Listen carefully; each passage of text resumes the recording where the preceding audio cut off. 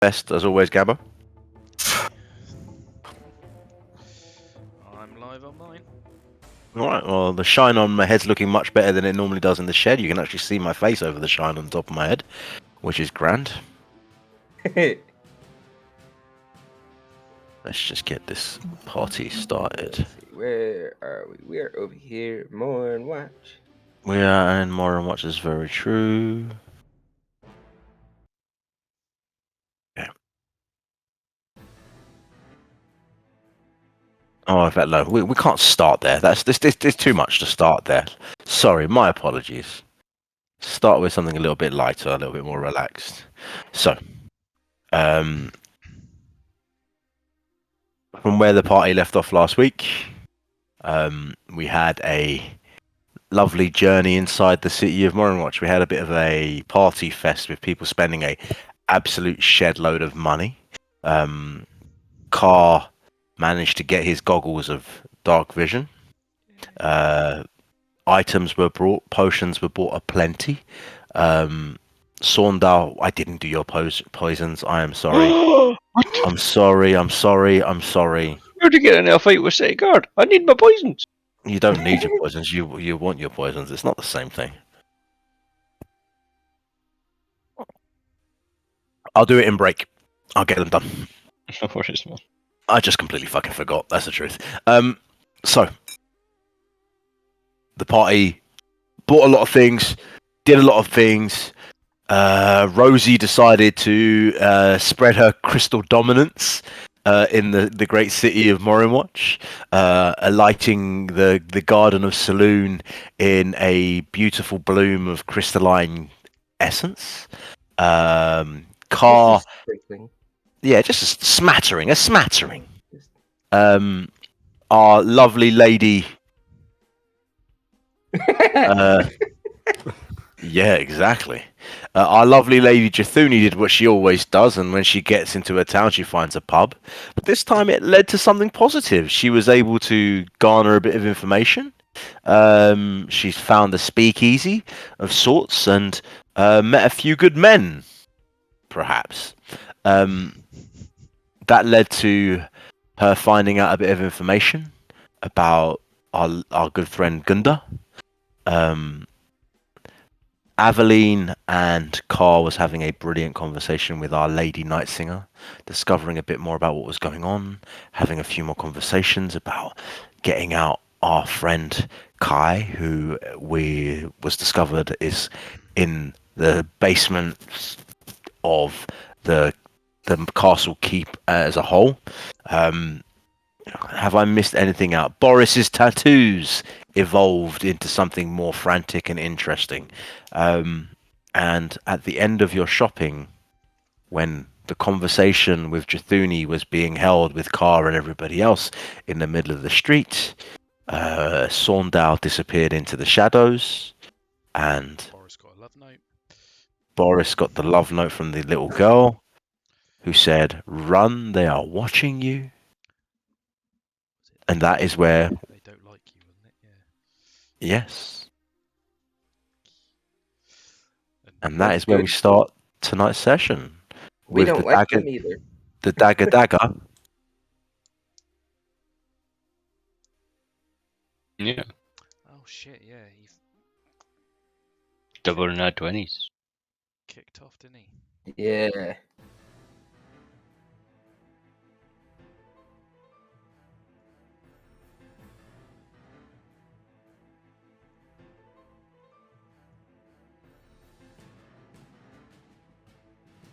I do have to get a few bits. Give me a second. That moment when you realise that actually, when you click out of Roll20, all the things that you have open disappear. I'm still Black Vision, you've not given me anything. That's right. You don't need to see. No, why would I need that? I don't understand. I have actually fixed this. Is it because you're in a building? No, No, the whole he thing's wasn't. black. He's got no vision. It's not There we worked. go.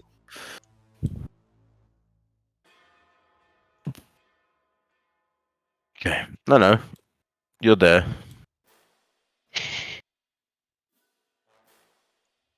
Oh, they're tieflings! I was wondering if our guards had tails. I thought they were rats at first till I zoomed in closer. I must admit, Right. I thought rats. I was like, are we fighting were-rats?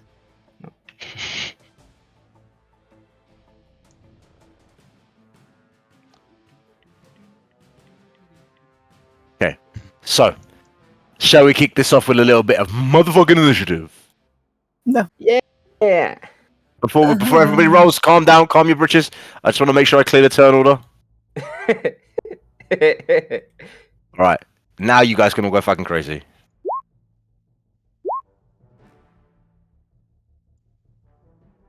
Damn it.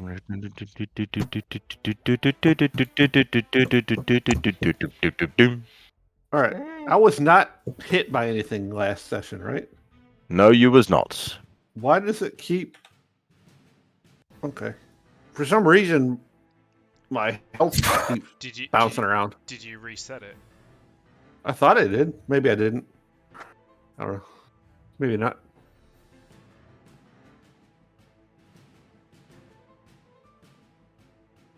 Well, I reset it, and it still says 19 on the... It says On the 44 token. now, though. On the token? Yeah, on your token it says 44 on my screen. Not the little health bar. Yep. Okay. It says 19 on mine. Let me have a look at your sheet.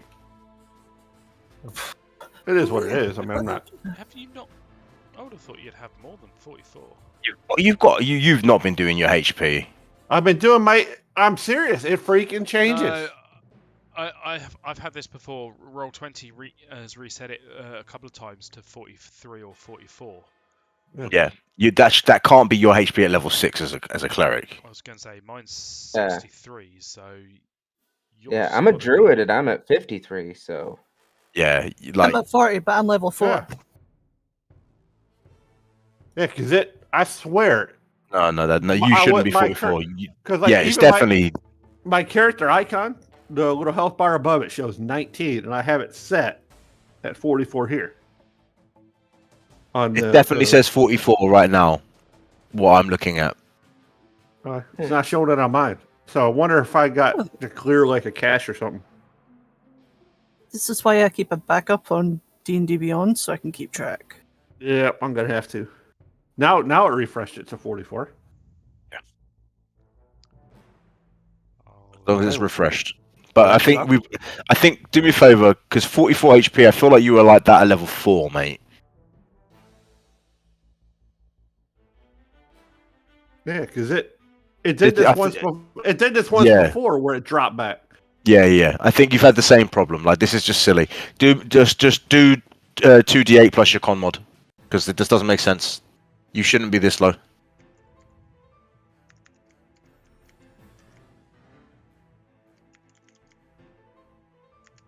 Get these pillows behind my back so I can actually. It's the other way. Oh, there we go. Sorry, guys. While we fix this.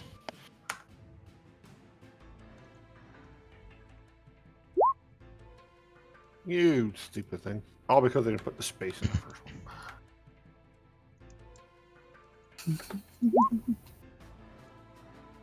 8.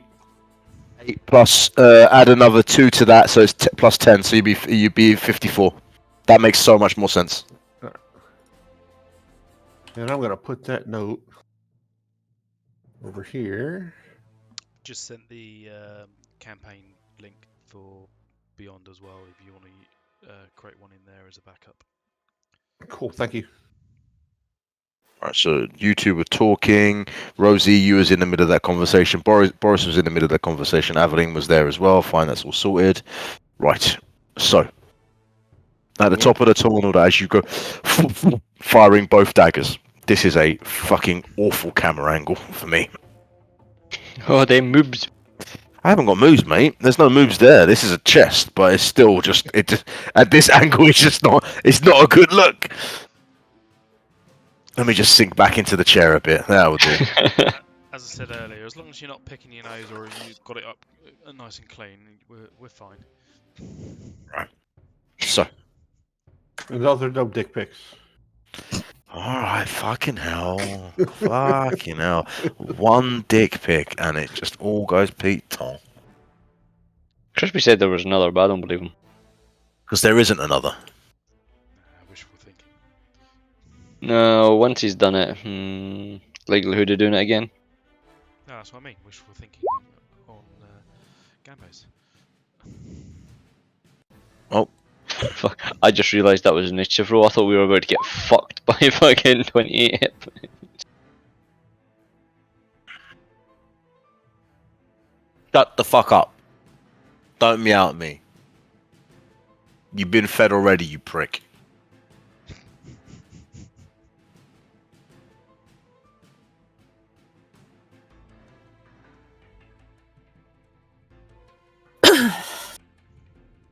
A team plus 4 is 17. 14 plus 4 is 18. 1 plus 4 is 5. And 4 plus 4 is 8. That fucking sucks. Alright, let's descend that initiative order. Right, so at the start of the round, I'm going to give Saundal, you've had your surprise action. 2 daggers in both the guys. Did you want to forego your crit for what we were talking about or not? Yeah, I would like to. Do you want to describe what happens? Give me a second.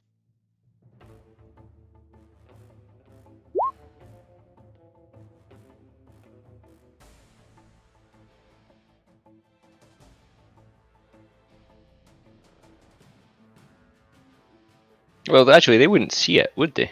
Because I'm But hidden. you should Yeah. still describe it. So it's like a shadowy cloak that grows over him, and apparently it's a familiar figure, but it's not quite clear enough to figure out what it is yet. As you 2 daggers come out, this shroud takes over your body and covering you in a mist-like shape, and the form of some kind of figure is like enveloping you, but that figure doesn't really hold any true shape at all. So that's at the top of the order. So that's your surprise And the action. save would be Right. 15. That's the fear if I hit.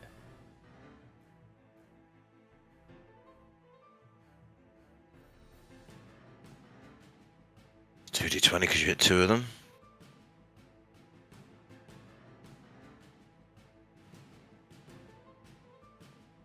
So the first one fails, and the second one passes.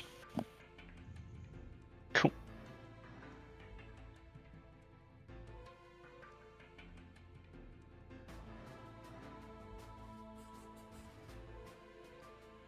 Right. So this guy becomes afraid of you. But that's okay. He doesn't need to attack you. That's fine. Yeah. So, fine.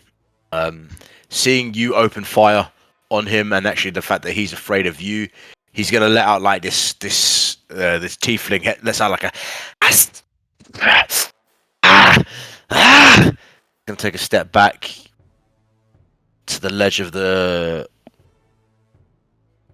building, looking down 20 feet below you.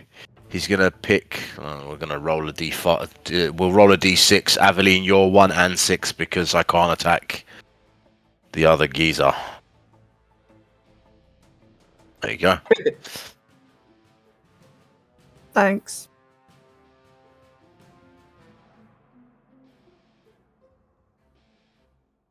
Uh, 14. Does that hit, Aveline? Yep. As the dagger comes hitting you, so you take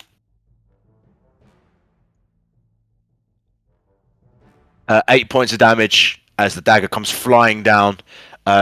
He's also, as a bonus action, gonna drop a capsule on the ground that billows in smoke around him.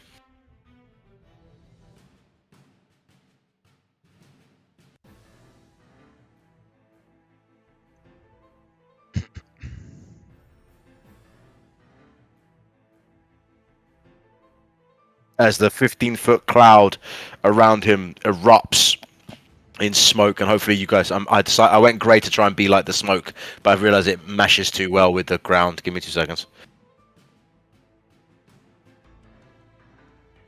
You guys should be able to see that, right? Yep. Okay, good. Okay. So anyone attacking anything in that cloud has disadvantage now. Boris is up. Boris is going to look about for something that fired. He sees the cloud above his head, and he says to himself, well, something must be up there.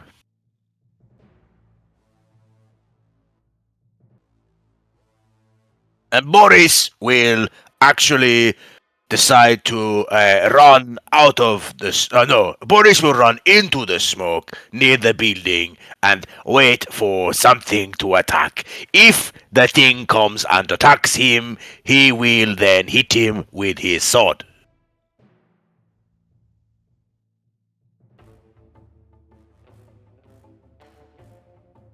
Okay. This assassin, seeing you guys, he's gonna take his action. He definitely doesn't want to come down. Oh yeah, he's gonna stay in the cloud. And Rosie, being that you're the only one outside of the cloud, he's gonna take 2 shots against you with his crossbow.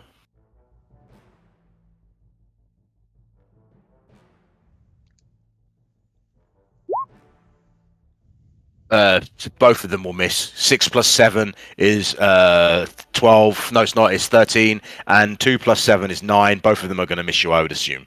Yes. So both arrows come charging through, and both of them missing miserably. Right, Saundar, you see the 2 people on the roof to your right, and the cloud to your left is giving them a bit of cover. How tall are these buildings? 20 feet. So it'd be everything had to try and climb up top. Yes. Of this building here. Yep. Oh, he's going to try and do that. He's going to try and do that. Okay. Make an athletics check. Just we'll call it it's a building. No, you can't use acrobatics to climb a building. You have to climb a building. It's strength. Yeah. 13. We'll say that you. What's your full movement? 30 feet. 30 feet then, yeah. So you get halfway up the building. Cool. And that'll be him. Unless you wanted to use your bonus action to dash, and I'll say that you could get up there. Oh, that's what I was thinking I was doing. I was just doing everything I had to get to the top of the building. Okay, then yeah, you make it up there, no problem. But that'd be your full round of action to get up there. He'll be kind of. We'll say he's going to lie prone against the slant of the roof. So he's trying to stay as stealthy as he can. Okay. Carl, you're up. So, just a quick clarification thing. So, did you say that the tiefling dropped a smoke bomb onto the ground, so it's on the street level? Where he is, it's like filtering down from where he is. It's like a sphere of smoke. All right, so he dropped it at his feet, not onto the actual path. It's on him effectively. He's giving himself cover. Right. Okay. Seeing the smoke and sort of obviously hearing the commotion of Rosie being attacked and Aveline being attacked, Car is just going to rocket directly up. 50 feet, yeah? Yeah, he's going to do the full 50. That would just clear you through the smoke. Yeah. And can he see? I mean, I'm guessing he can see the ones over here. So you would see the guys on the right-hand side, Yeah. or the left-hand side, depending on what side you're looking. And also at that height, you would also see a troop of 6 guards pretty far away with a singular, what looks like, as it is the daytime, what looks like a mage of some sort in the middle of the 6 guards. Okay. As in city guards. Mhm. So, as a bonus action, can he shout assassins? And as he does that, he is going to fire off a shot.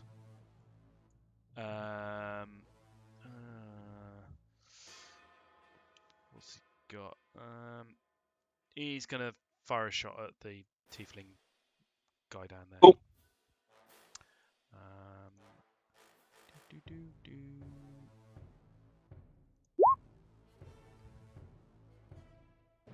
Yeah, 19 definitely hits.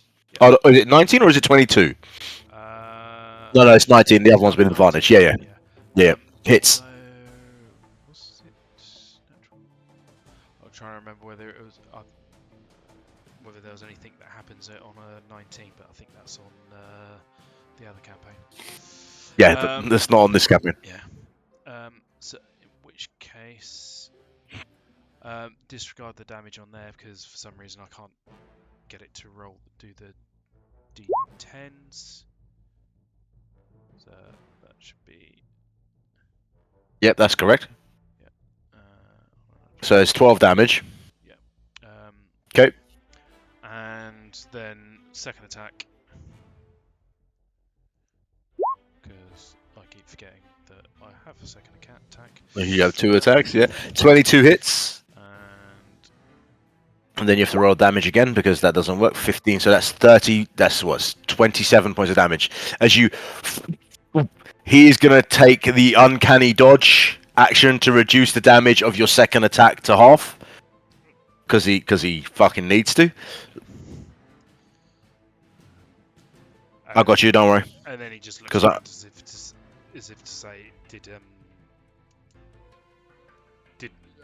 trying to see whether the guards actually heard him shouting, and then that's it. As you shout, so are you? Oh, so you're actually shouting, trying to shout loud enough to get their attention. Yeah. Okay.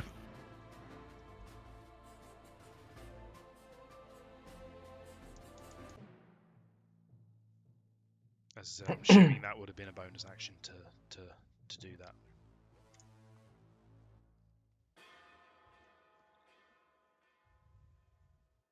Come on.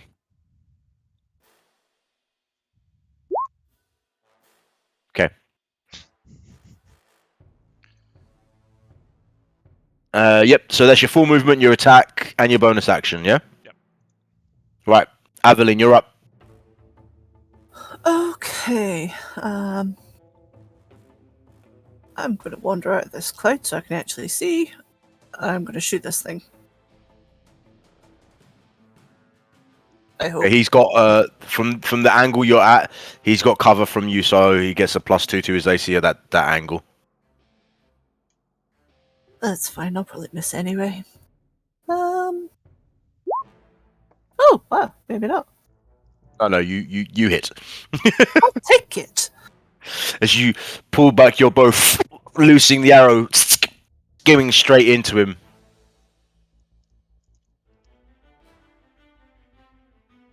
You don't know what to do now. You don't normally hit things. I know, it's weird. I think that's all. I don't really have a bonus action I can do. Fair enough. Rosie, you're up.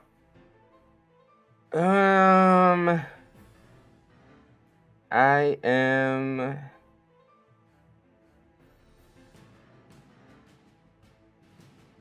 You know what? I think I'm gonna go ahead and do this. Rosie is going to look at this cloud. Not yet. She's gonna look over at this cloud and the two people that are kind of obscured in it. She's gonna walk over to it. It should just be like, you guys take care of those other ones. I'll handle these ones. And just above her, literally in the same space as this little smoke cloud is,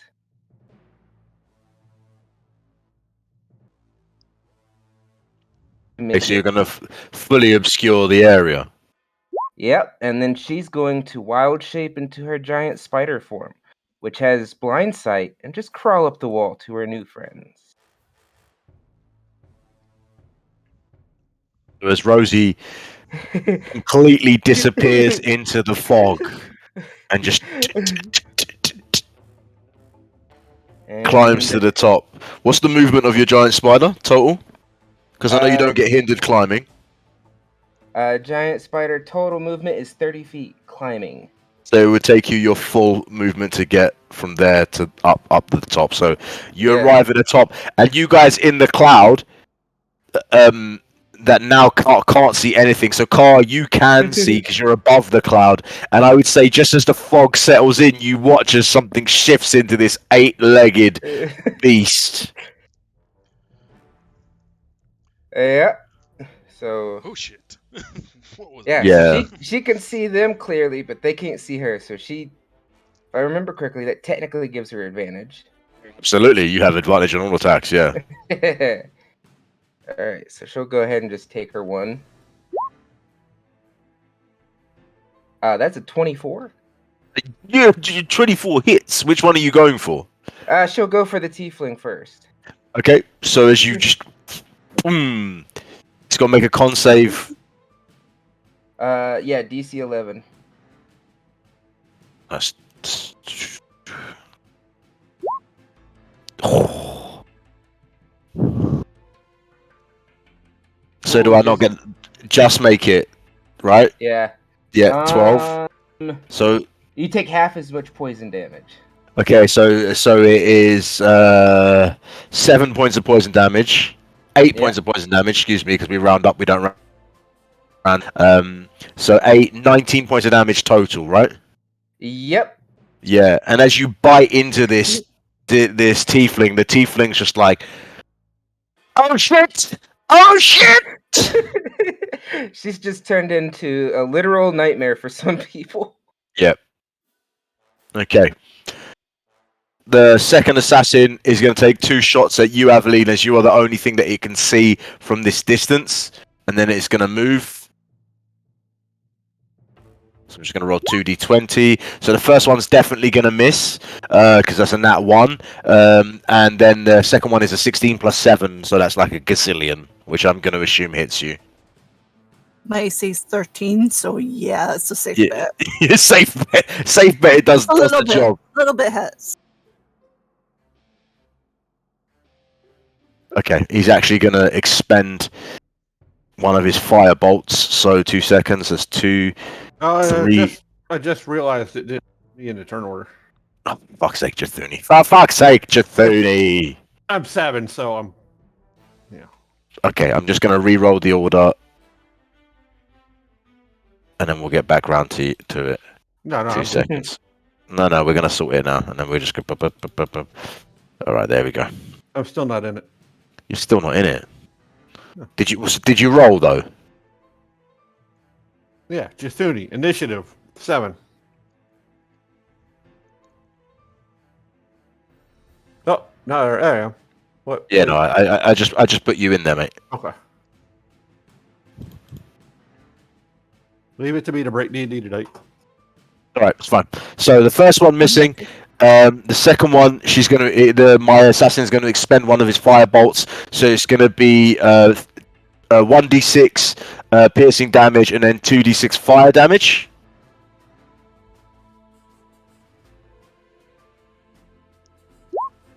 So you take 4 points of piercing damage, and then as the bullet explodes, you take a further 7 points of damage. You take 8 points total piercing damage because of the +4 to the dex, and then you get 7 points of fire damage. So a total of 15. Enjoy that. And then he's going to run and jump, which is a small enough distance that he doesn't need to make a save to do so. And he's going to jump over to here. Boom. All right, Jathuni, you're up. All right, seeing as how they are on the roof, she is going to try and climb up. Is there any way she can climb up? Is there a ladder, a wall, some way she can try and You can get attempt up? to climb the wall if you wish to, but it'll be an athletics for you to do so. You are in armor. There are no like ladders specifically built to get up on these buildings. So, And it's an action to. Is it an action to drop a weapon and pick up and switch to a weapon? It depends if it's a small weapon. If it's a single-handed weapon, my rule is a bonus action to switch weapons. Switching from her warhammer to her longbow.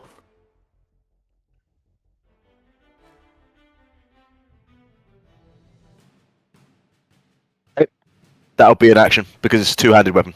Okay. Well, she is switching to her longbow. As you switch to your longbow, drawing it, I'm gonna take it you don't have another attack or anything. No. Are you staying where you are? She is going to back up over here. That should be enough. Deeper into the cloud.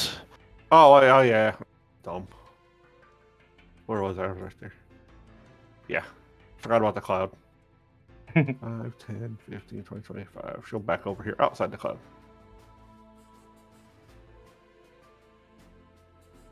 And can I do anything here as I am going to now. Did Rosie make it to the roof? Anybody make it? Rosie made it to the roof. She made it to the roof. Yeah, she's a spider right now. She's a giant spider. Okay. Well, as a bonus action, I am going to cast Shield of Faith on Rosie for a +2 to her AC for 10 minutes. We have a divine spider. Divine crystal spider. Ooh. Alright, is that your full turn, Rose? Jithuni? That's it. Okay. The last one in the turn order. Here we go. Alright. So the guy that's really hurt and really hidden is going to take an action, not an action, his bonus action, to take a fucking potion and heal himself for 16 points. And then he's going to take his attacks against you, Aveline, as you are the only thing in vision. So sadly, it's all for you, love. So 11 plus 7 is enough to hit you. That'd be 18. So that's two shots to hit you. This guy sadly does not have a crossbow with my nice little exploding bullets. He's just got some daggers. So he's got.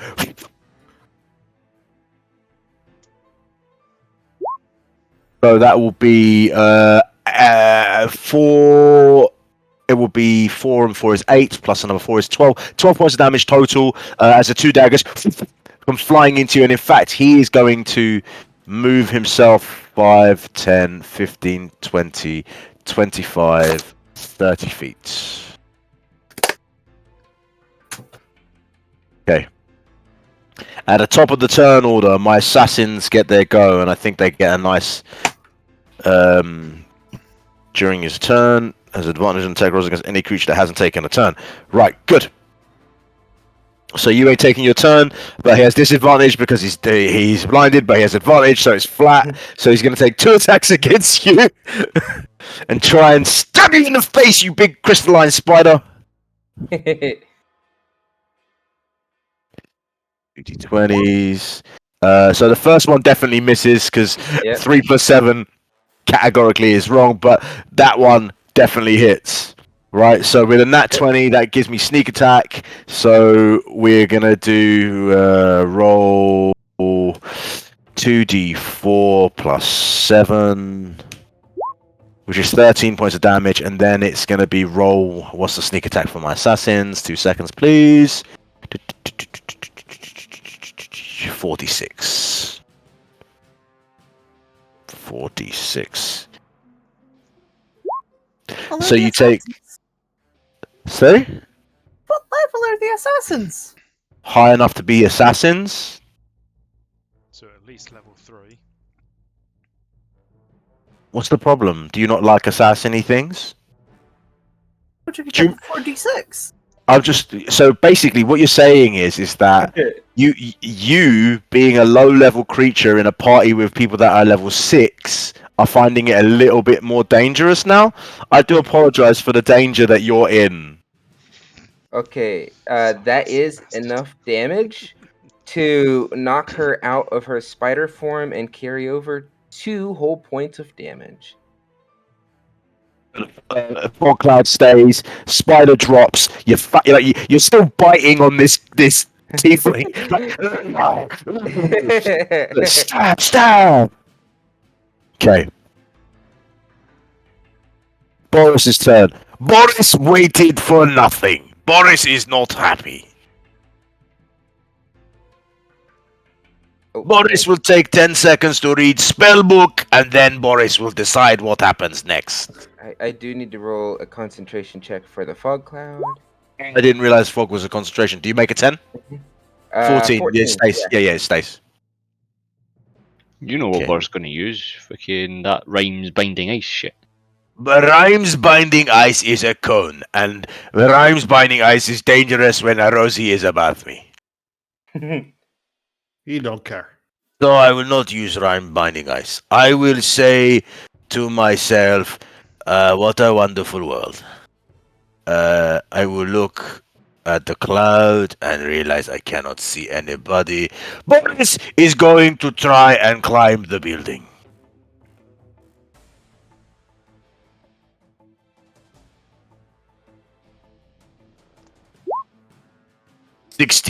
Boris climbs building 3/4 of way, uses bonus action to climb rest, and ends up on top of building. This is Boris' turn. Okay, the guy coming up. Both you still not had a turn yet, Rosie. Ooh. Yeah, okay, but I've got to be fair about it. That's me being a meta player. I'm going to be fair, and I'm going to roll. Let's call it a D4. One and 2 is you. 3 and 4 is Boris. Okay. Boris, it is. You don't get a lucky assassin's drop. It's a shame. Right, this assassin is going to pull out his long sword, his short sword, and make a attack against Boris. Boris must be ready for this attack. 1d20, let's do 2d20s, 2 attacks, 2d20. 19 definitely hits. 4 sadly does not hit Boris. Even with the +7, it's not enough. But 19 definitely hits. Right, Boris must make Constitution saving throw.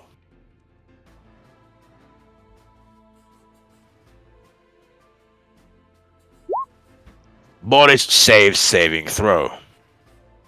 So Boris is going to roll 1d6 plus 4 and take 10 points of damage. Boris might be dead. Roll 7d6 poison damage. No, Boris is alive. It is okay. He takes 11 points of poison damage and 10 points of thing, making 21 points of damage. Minus 21.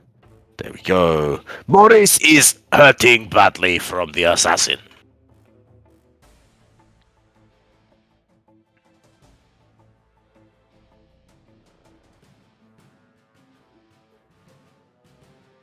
So, Sunda, your turn is up. Okay, does this guy know that I'm there? Since I was prone. Not yet. He's not come over the edge yet. You said you were lying flat. Yeah. So would I have advantage on the attack if I instantly spring up and attack him?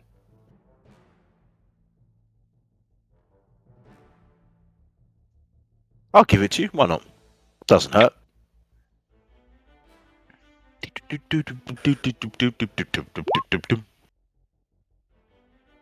25 hits. 8 points of damage. Plus another 10 for surprise attack, for sneak attack. Okay, so that is 18 points of damage. Nice. And then offhand's going to go to this one at the back. You can't see him. He's over the ledge. Okay, fair enough. Well, yeah, my sword's a thingy, so I can use it twice. Oh no, I can't because it's in the same hand. So I'll just attack him with a dagger. You can hit him with a dagger.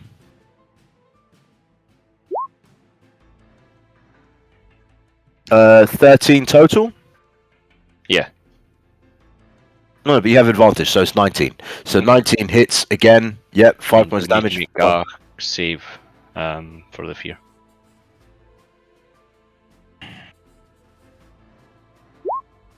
Seven, he fails. Nice. And he is now afraid of you. That's me. Okay. Car, you're up. Obviously, I'm 50 feet up. Yep. My vision's still got lots of black on it, so I can't actually see where the other one that I fired on Ah, went. So I'll give me 2 seconds. I'll clear that for you.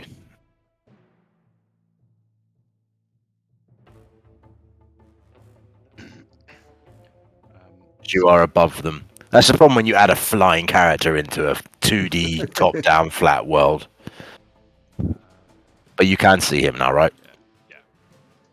I forgot to put my little wings thing on. There we go. Don't worry about it. I know you're flying. So I am just going to fire at that guy again. Oh, actually.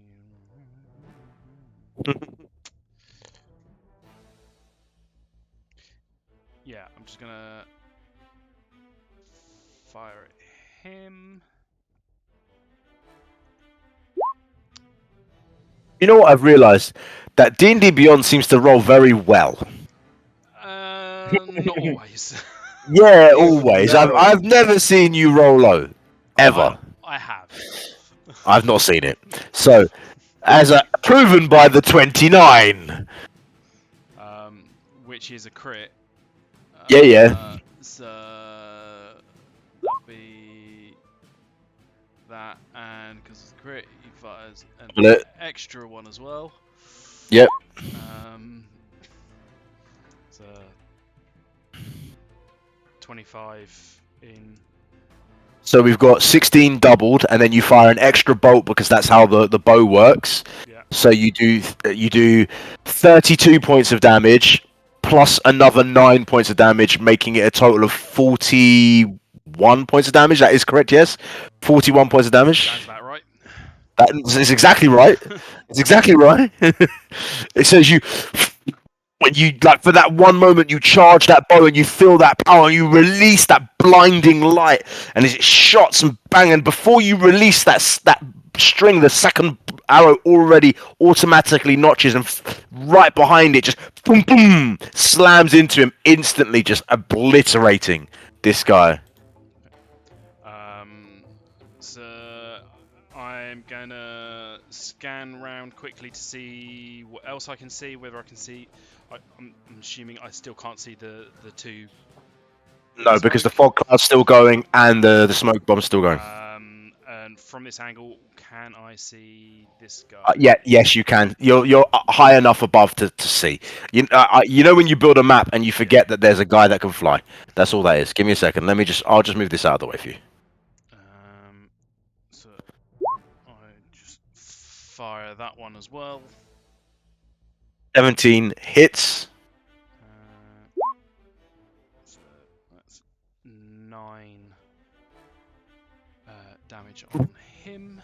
As you fire in another 9 points of damage, he turns and looks at you, and you see the look on his face. And actually, what you see from up there, you see Saundal, but you don't see him. You see like a cloud of waving arms reaching out and trying to grab at this assassin that's in front of him.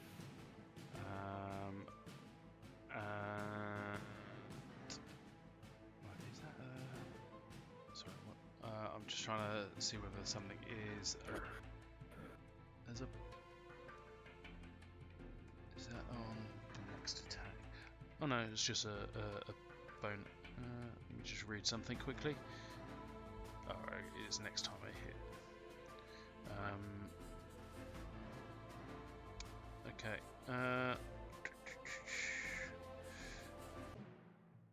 Yeah. I am just gonna. I'm gonna have a look around again, see whether the guards have noticed what's going on, whether they actually took heed of my previous shout. They definitely haven't taken heed from your first look. So I will shout again at them to say, assassins attacking us, and see whether they notice. Fucking hell, you got some really Observant guards. They just keep walking with the thing. Are they walking towards or away? They're walking towards. They are coming towards you. They're just in the distance. Okay. Okay, At which Aveline. point I'm Oh, also going sorry, go to on. move, so I'm just flying over this building now. Aveline, you're up. Can I see this guy? I would say you'd have to step back to like here, but you would be able to see him if you move back there. Okay. Well, then I'm going to step back and use the wall as a guide. And That's then kind I'll of shoot it. this guy. Yeah, that's going to be nice. It's going to give you the height that you need. That's it. I'm switching to D&D Beyond. Did you? You watch as you fire the arrow, Aveline, the shadow that's engulfing the creature that you don't know what it is just takes the arrow and just snaps it.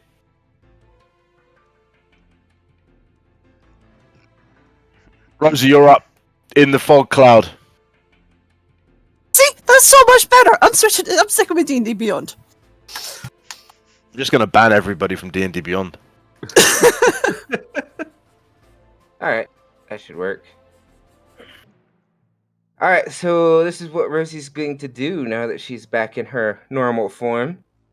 She, I imagine that guy probably jerks his arm out of her mouth.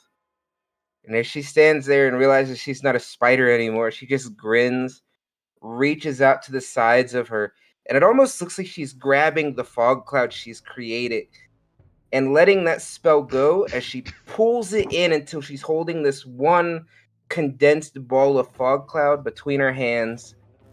And she holds it there for only a second before she just crushes it, and she releases a nice little thunder wave around herself. Fuck. Fuck you, Rosie. Is that not going to fuck up Boris? She doesn't know he's there. Oh, right, fair enough. She honestly doesn't. 2d20. I don't even know where 2d20. he is. Okay, so 17. The first one, the guy on the directly in front of you, with the crossbow, he saves. But the guy behind you, to your right, that you had his arm in your mouth, he fails because it's +2. Let me get to. I just got to get to Boris. Con save. 23. He saves. All right. So the ones that saved only take half damage, Uh-huh. and the one that fails takes full damage as And is well as knocked. being pushed 10 feet away from you. Okay, so he falls. So you push him. He falls 30 feet because you throw him off the building. Roll 3d6. So he takes 29 points of damage as he flies off, and as he hits the ground, you hear the squelch of brain. Also, that emitted a thunderous boom that is audible out to 300 feet. Oh, I know. So. All right, and don't think she has a bonus action besides Wild Shape, and she doesn't want to use that at the moment. So that is Holding off. actually she does have a bonus action, and given what these guys have already shown they can do, she's going to use it. Okay. She's going to bonus. Oh, it didn't show. Hold on. She's going to use her bonus action to hidden step and turn invisible on this dude. Okay. And that'll be her turn. Oh. Oh, is the cloud still there? Yeah, the fog cloud's still there, but the problem is because it was I put it on the creature. I'm gonna put the creature back so the fog cloud stays there. Okay. But now it's only half cover, so it's like you can still see. You can now see through it. Right. So this guy's afraid of you, which means if he makes an attack against you, he has disadvantage. So fuck it. Is he going to attack the demon cloud? Yes, he is. That just it's. No. That's me deciding Oh, whether right, he's okay. going to attack you or not. Okay. So he's going to make 2 attacks against you, both with disadvantage. So 2d20. So 2 plus 7 is not going to hit you. 9 plus 7 That's still is 16. 16. It hits you, right? Yep. Okay, cool. So I need you to make a con save DC 15.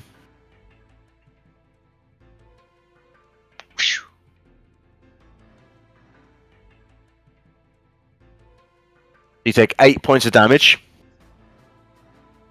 from the slashing weapon of the sword. 7d6, and you take 12 points of damage from the poison. Okay. Dooney, you are up. All right. So she can barely see that guy, right? This way. You can Or see should you we- can see him Okay. from where you are. He has a +2 to his AC because he's got some foggy cover, but nothing serious. He's harder to hit. That's all. Well, she is going to see if she's any good at using a longbow. 21. Ooh. 21 definitely hits. Yes. As you fire that arrow square into the guy. You That doing was anything else? That is all. Okay. And at the top of the turn order, She's jumping up and down, getting pissed because she prefers to beat people with a warhammer, but she can't climb.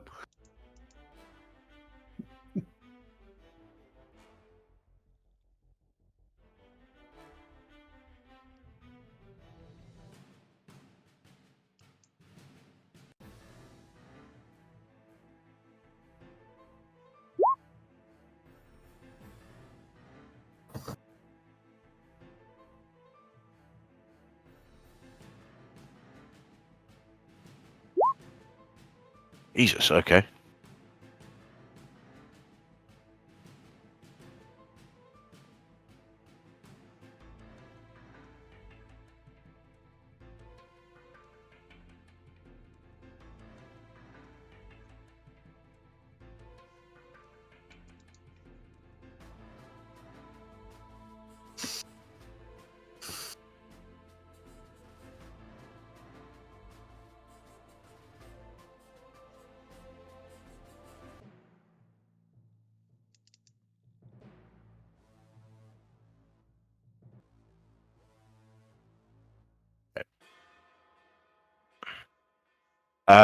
At the distance, you hear, "Halt, vagabonds! You must stop this needless fighting in the streets of Morinwatch!"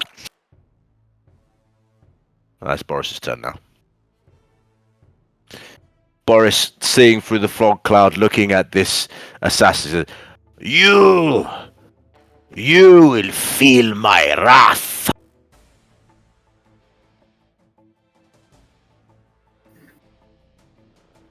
Boris is going to attack two-handed with his sword. In fact, Boris is going to use a booming blade, actually. And he's going to make an attack with the booming blade.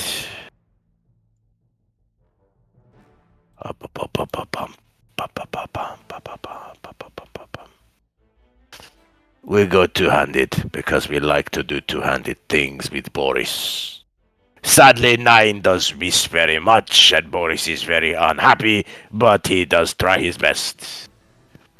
Sonda, you're up.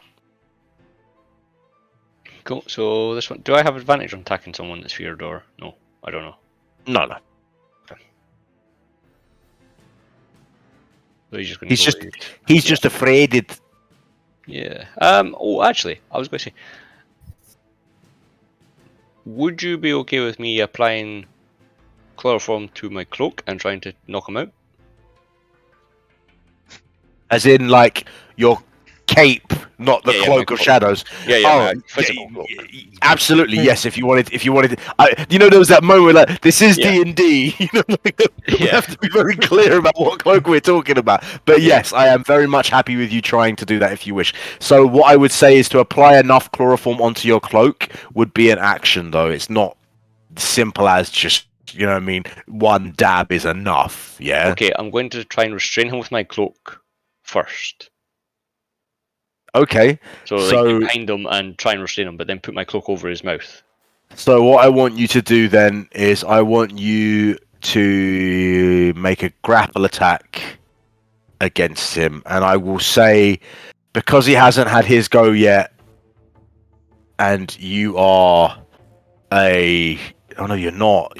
What type of rogue are you? Scout. Okay, so no, yeah, so it would just be okay because you don't have the drop, the get the advantage. No, I don't know that. No. Yeah. Okay, so then just make a grapple, and then I'm gonna have to try and match it. Unskilled strength, isn't it? No. Yes. No. Not unskilled strength. I want you to make a athletics check. Athletics, okay. No good.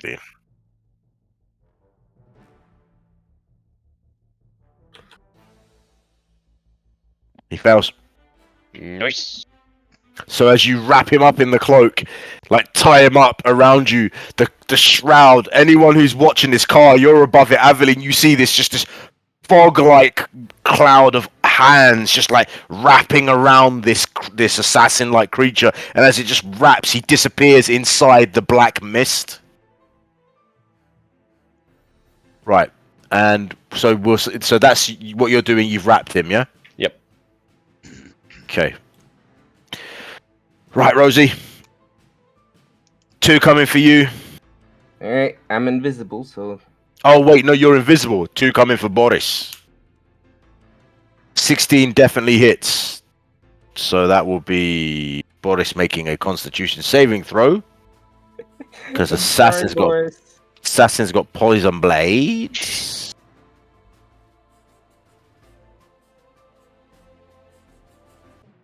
Boris has done really good in this con save so far.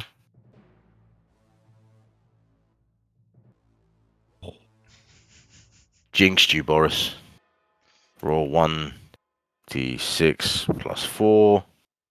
10 points of damage again. Oh boy. Roll 7d6. 16. 26 points of damage. Have you just killed Boris? No, not yet. He's still alive. But he is looking fucked up. He does have like a wealth of potions, though. Yes, he does. But he also just got stabbed 4 times with a poisonous blade. Gar, it is your turn. So, seeing weird shit, with Saundale and the other one. Point of contention, you don't know it's Saundal. Okay. Seeing some shadowy figure thing sort of look like it's attacked it, I'm like, okay. I'm just looking around at the others. Can I see the other one over there? Yeah, you can see him. I'm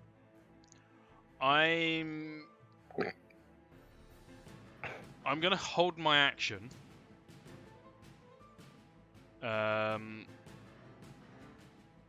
With bow pointing that way,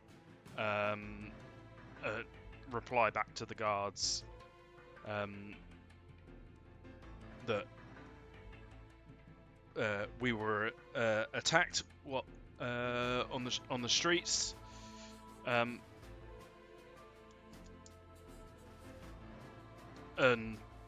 we're just defending ourselves.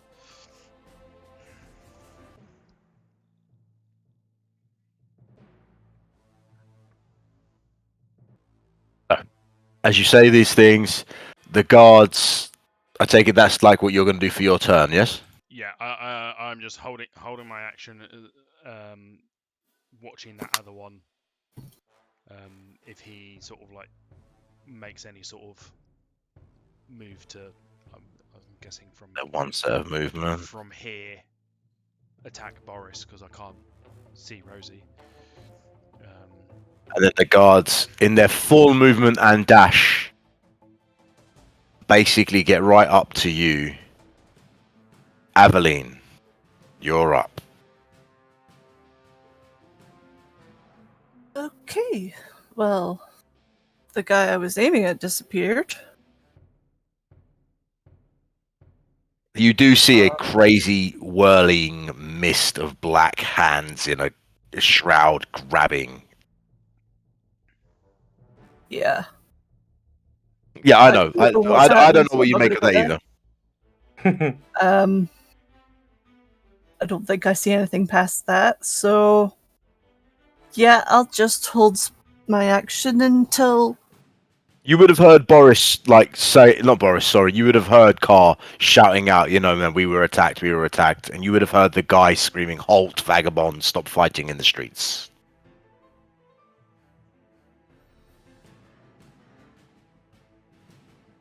Rosie.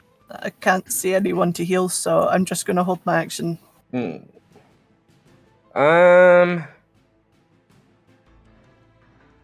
I can't tell, but I'm guessing Boris is here. Can you not see him? No, I just see the black, Of course you do. the black chunk. Skadoosh. Aha! There's Boris. All right.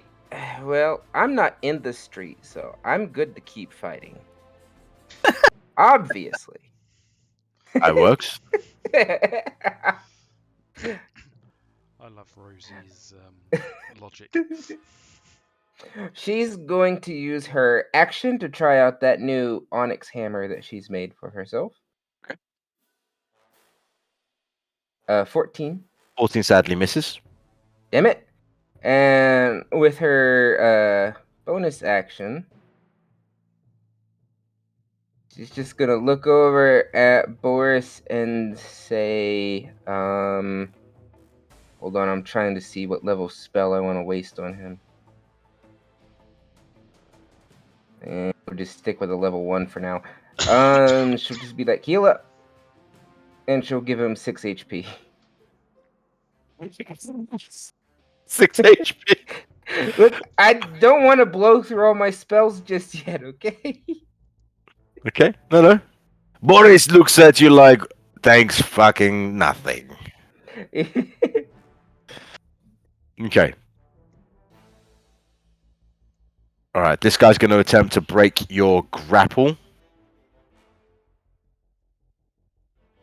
Fucking nah. Motherfucking one. Right, so as he struggles, he actually gets even further entangled into your grip. Okay. I Right. like this. Jathuni, you're up. Okay.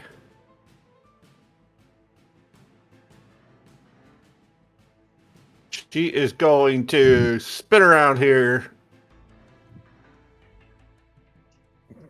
Bow in one hand, kneeling down to pick. Now, would she have swapped out her weapon? Or would she have just for one action?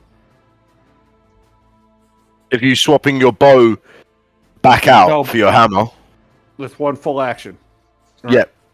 Okay, so yeah, she puts her bow back, pulls her hammer out, steps over to the middle here, and yeah, she's ready to hold off these guards. She's yelling at them that we were attacked first, and the assassins are coming to attack your.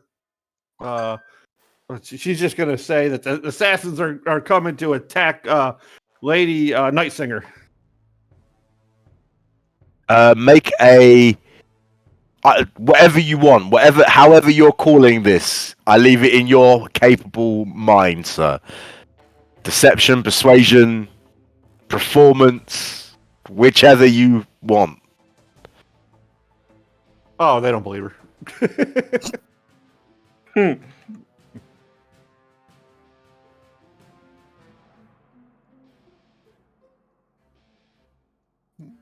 They look at you, but but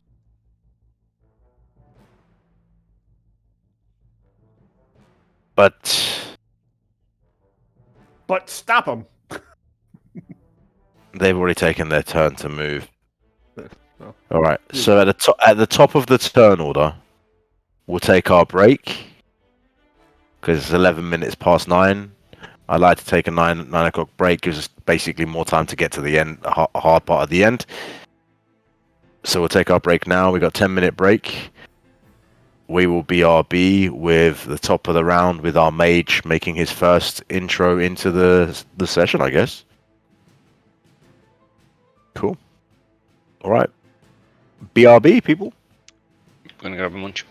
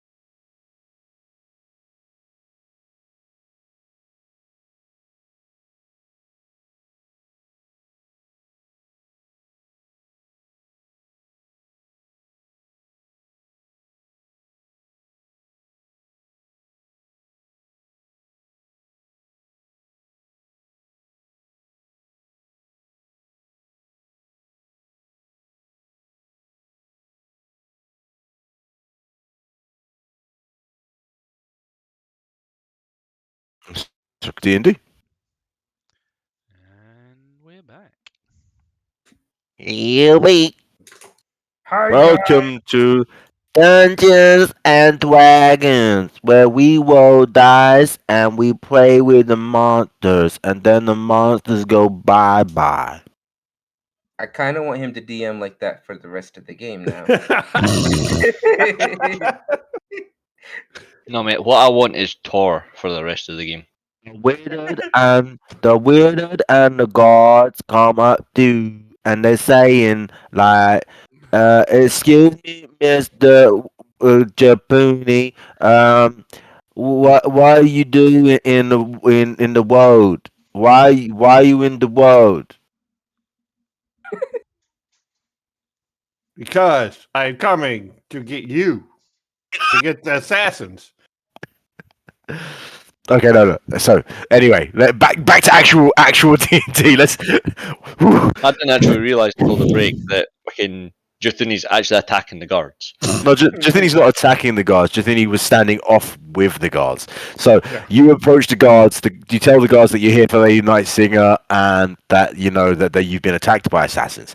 The guards look at you and they all turn to the wizard in the middle, who is a very slender drow male, very very long hair, like down past his knees. His hair is super long. He holds a literal floating red orb that looks like a storm in the orb in his hand. He looks at you, says, "So you say you are part of Lady Night Singer's guard, are you?" As Yes. he walks past straight up to you. Um, We're kind of like undercover. oh, undercover guards, sir. And he swirls the orb, kind of like Bowie in Labyrinth over his fingers. Yep. Nice. And Juthini's just like. Ah, Master, she says that she is a guard of Lady Night Singer. And they're laughing at you. And then a voice booms out. Yeah. Well then, bring them in. What about the assassins? What assassins do you speak of? And she points up to where Rosie's at. There's one up there, and more went running over the hill, over the roofs where the big bird's flying over. I just popped my rib again. You just please be careful, man. Like, jokes aside, please be careful. Right, so as you guys say that, I'm gonna hand over firstly to Saundal, who's in the middle of battle. He nat one, so I'm gonna give you an extra, like, you know what I mean? You basically you could fill your chloroform enough with him wrapped up the way he is as a bonus action. Okay. Does he succumb to it, or does he need to roll? He needs to roll. Okay. Good. You never gave me stats or anything for it, so I don't know what the roll is. Don't worry, I'll roll. Okay, well he fails anyway. Like, yeah, unless he's got like a 10, he fails. So the chloroform takes effect, and you feel the struggling. And then it's just a dead weight body. Yep. On you. What he's going to then do is take out his 50-foot hempen rope and tie it around the guy. Not all of it, just enough to secure him. He's currently in your cape. Yeah. But my plan is to tie him up and then lower him down the back of the building. Okay. So you tie him up, make a survival check. Yeah. 14 would be more than enough. He's not giving you any trouble. You tie him up. You lower him down. And I would tie off the rope at this chimney stack. Okay. You said it So was he's 20 like- feet, didn't you? And I've got 50 feet, so that should be more Yeah. than enough for this. Yes, it's plenty. And then when I climb down the rope, I'm going to cut the rope so he's still tied up. But the rope's kind of like hanging there still. Yeah. And then I'm going to drag him off to the woods. Yeah, well, there's no woods in a town, but We're going to leave the town and go to the woods. you're basically in the center of town. Like there's no I'm going to there's sneakily no try and get around all these back alleys. okay. There's way more than one actional moment. No, I know, but this is the plan. Okay. So, Rosie and Boris. Boris looks at Rosie. Rosie looks at Boris. Boris raises sword.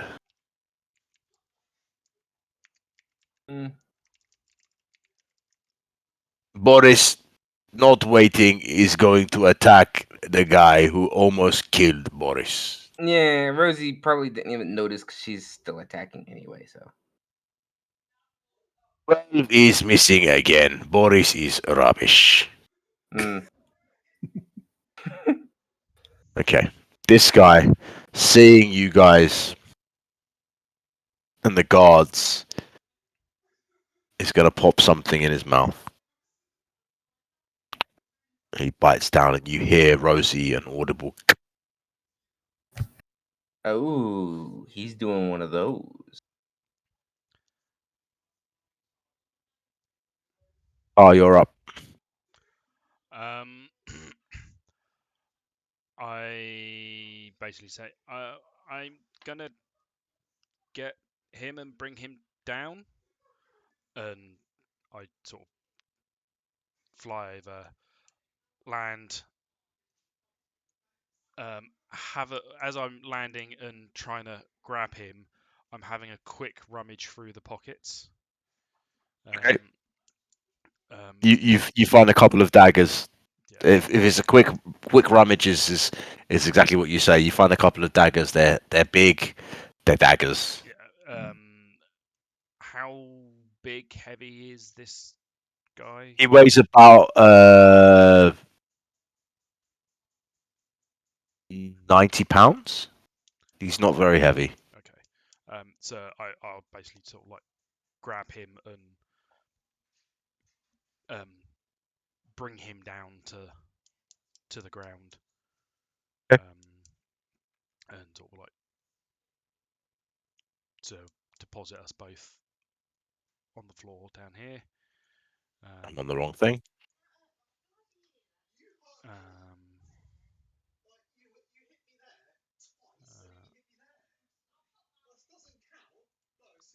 I'm sure you deserved it, Thomas.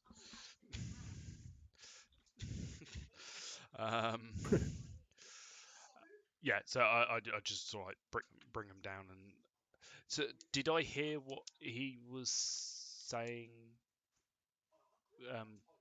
Yeah, you would have heard that clearly. So okay, just a reiteration because I, as a player, didn't hear fully, but it was that he was talking to someone and basically told us to bring us in. Yes, you've been inquired to be brought in. I'm like, brought in where? Well,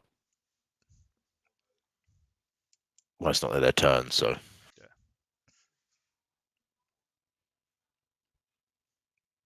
And These headphones are actually in my head. Then.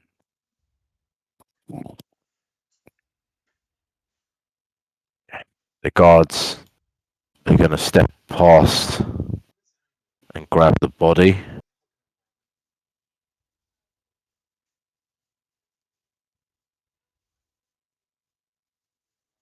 Right, those guards are going to grab those ones. I'm going to say that I'm going to just abuse you for a second, Rosie. They take that body. This fog cloud is going to die out now because fuck it. out of interest, while Yes. this was going on, Yes. were they? I mean, what were they wearing? Were they just wearing sort of like black armor and Black garb. black garb? Was it like a hooded? In terms of what? Like, are you like? They're not. They weren't Aaron Rothy typed.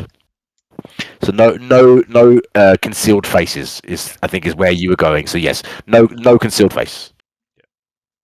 Cool. Okay. So they collect those guys up. Aveline, you are up, madam.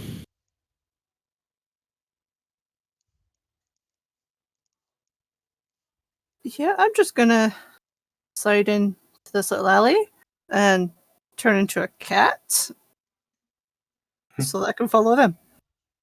I don't want to go where they're going, but I want to see where they're going.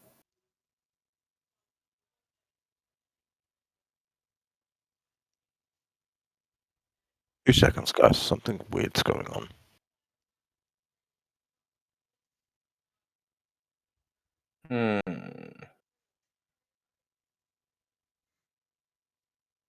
I smell something fishy.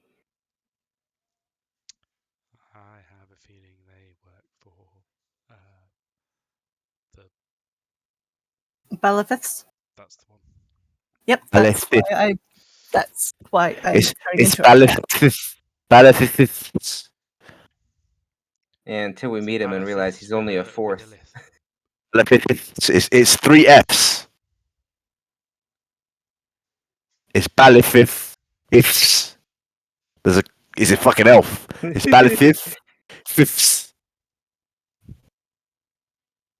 I didn't choose his name, by the way. I want to be very clear. You can thank Modo for this. It's not my choice. He said he wanted the most obnoxious elven name possible, so he went for three Fs.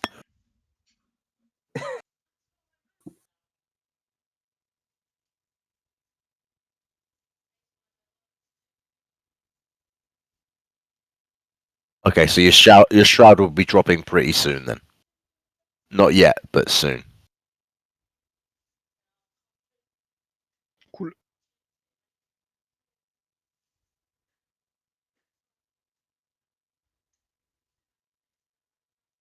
Rosie, sorry, I didn't pay attention. Aveline, you turned to a cat because I had to deal with what was going on.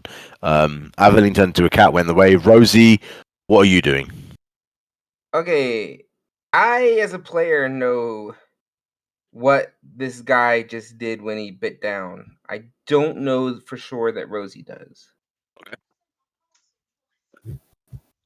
I'm trying to think, but I don't know unless there was a situation in when she was fighting with Pencaster that it might have happened. I don't know that she would know. If we're gonna say if that's your only point of reference, you definitely have never seen this before. All right, then she isn't going to do the one thing she could do to keep him alive.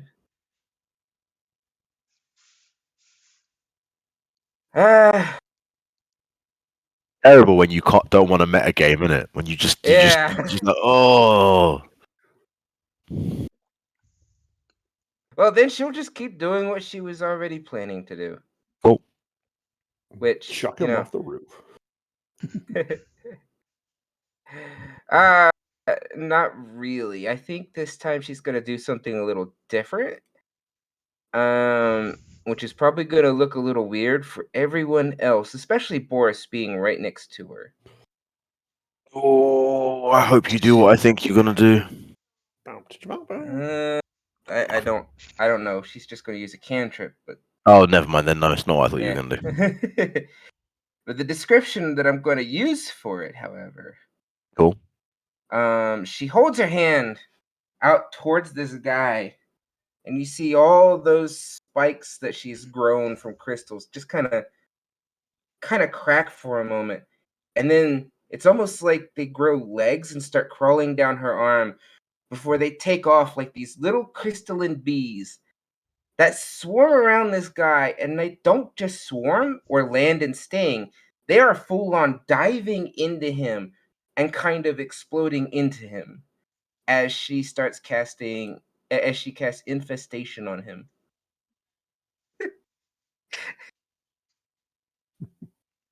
As you swarm these crystalline bees at him, and they like cut and tear, and like unlike normal bugs, it's awful. And you watch as your infestation, your bees turn from your color of red rage to black, And as they turn black, they jab and they jab and they jab. And he coughs, and you watch as like black ichor starts pouring out of his mouth. And then he coughs again and just vomits out this thick black like curd. And he just stumbles and falls off the building. She watches him fall, then she looks up at Boris and goes, "Okay, the black part, that wasn't me."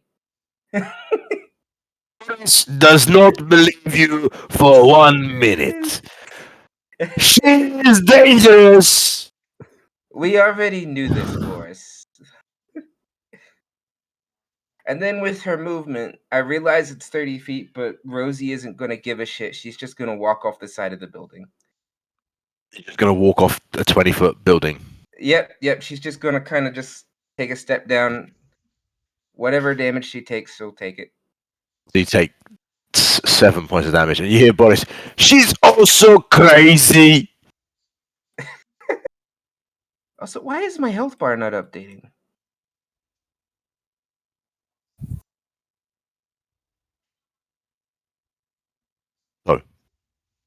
As you come down, Boris just sits down on the building. My job is done. Somebody get me a ladder. The elves move forward.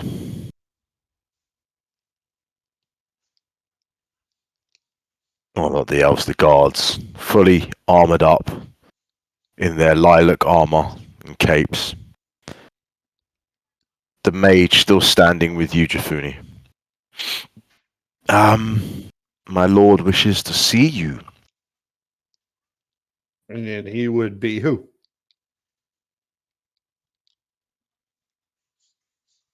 Well, he is my lord. And he doesn't have a name? He does. He will give it to you upon arrival. Sorry. Kind of busy.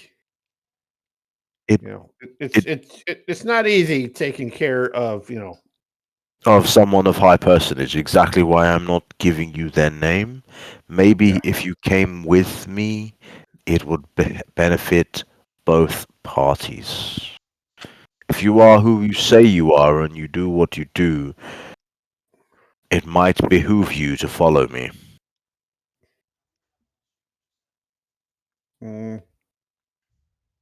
Really don't think that's a good idea. The two guards with you, Carl, pick up the assassins that's around you. Are you going to allow them to, or are you going to hold him? No, I'm gonna. 3 guards behind come and pick up the assassin that fell off the roof. That's near you, Rosie. Are you going to allow them to? She is, but she's looking between the guards and looking to the others like, are we, do I get to kill them or do I have to walk with them? She's not saying it out loud, but she's giving that look of, do I kill these guards or do I follow them? Car's just sort of giving a subtle sort of stand down sort of. Not today. Damn it. And he's like, Car. Does This guy wants us to go with him. He won't tell me who. He says we're going to go see the Lord. Whoever the hell that is. Does this sort of thing Can you- happen regularly in this city? Recently, yes, there have been a few attempts made on Lady Nightsinger's men. And do you know by who? Sorry, the question doesn't exactly make sense to me right now. What do you mean? Well, who has been making the attempts? That is a very difficult question. Each time we think we find the source, these men they turn to mush.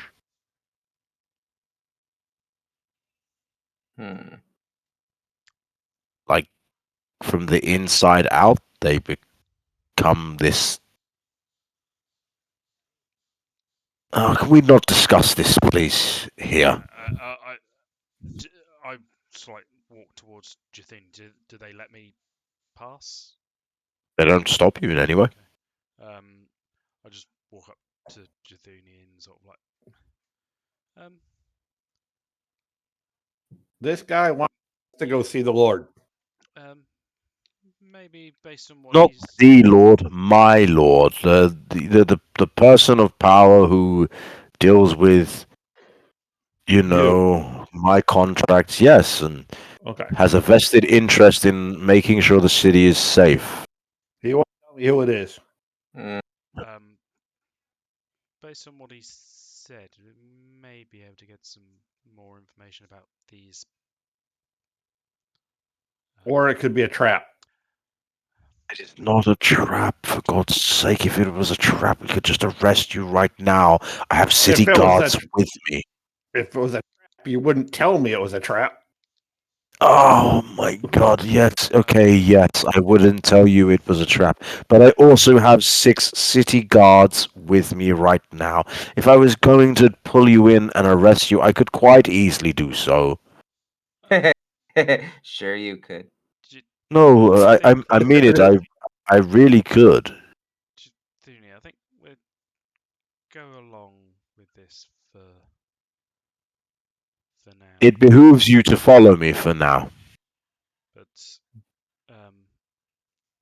we are free to go at any point, I assume.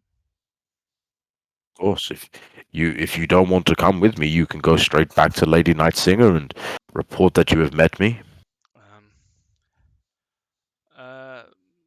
Maybe our larger friend there may wish to do that. He's looking a little worse for wear. I will go back to the Temple of Saloon, he shouts from above. Let them know what happened, and I will talk to the werewolf girl. and what's your name? You didn't tell me. I am Arcanis Hyrule. You didn't ask my name.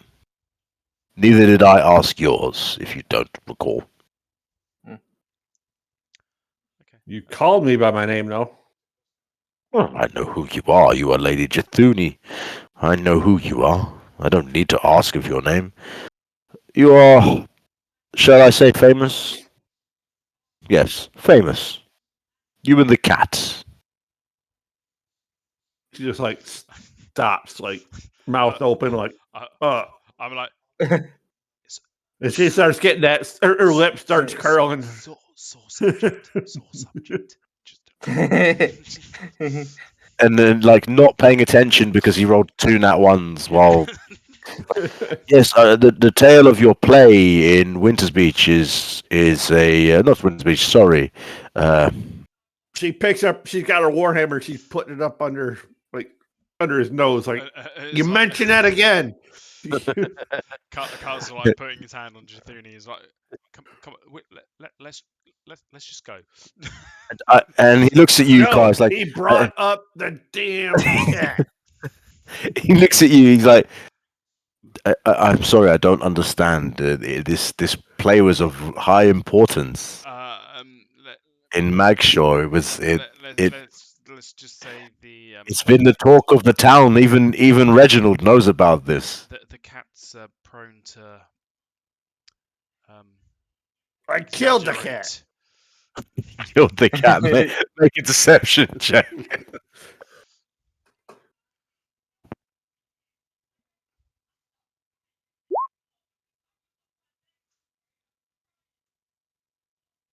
No. 3.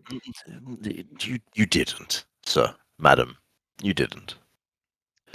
No, but I damn well tried. Yeah, well, good for you. At this point, Rosie just. And when I talked to the boat captain, the cat maybe did. I can't prove it yet. Rosie's just Jithuni, calm down. Here. I have this for you. She pulls out a flask and it's like, calm yourself. Have a flask. It'll be okay. She takes it and just thumps it down the throat. Right, so are you coming with me or are you not coming with me? I need to know. And the ball rolls around his fingers and he twirls it around and We'll come and listen to what, because I would certainly like to know more about these points at some of the dead bodies. As we'll well. look into it. Yeah. We'll look into it. As long as you don't mention that cat's name ever again. I never mentioned the cat's name. Don't even.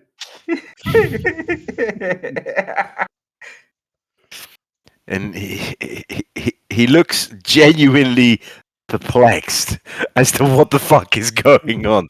Like, and it's even the guards are like,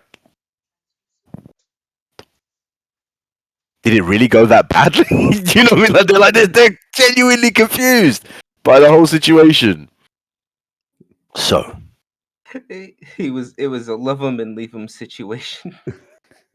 Eveline, are you following the shadow that would be Saundal, or are you tracking the party?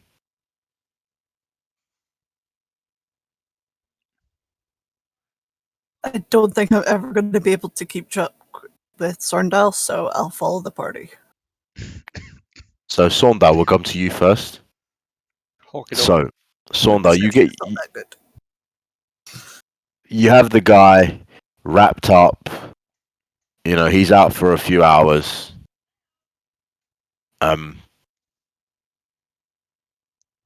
If there's a city wally, we just look for an abandoned area, like somewhere he feels no one's going to be.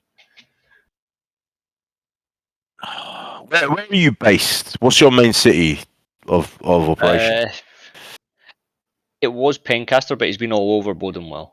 Cause Yeah. But if your main city would be Pencaster, then that's where you would know the best Yeah. ways. Make an investigation check.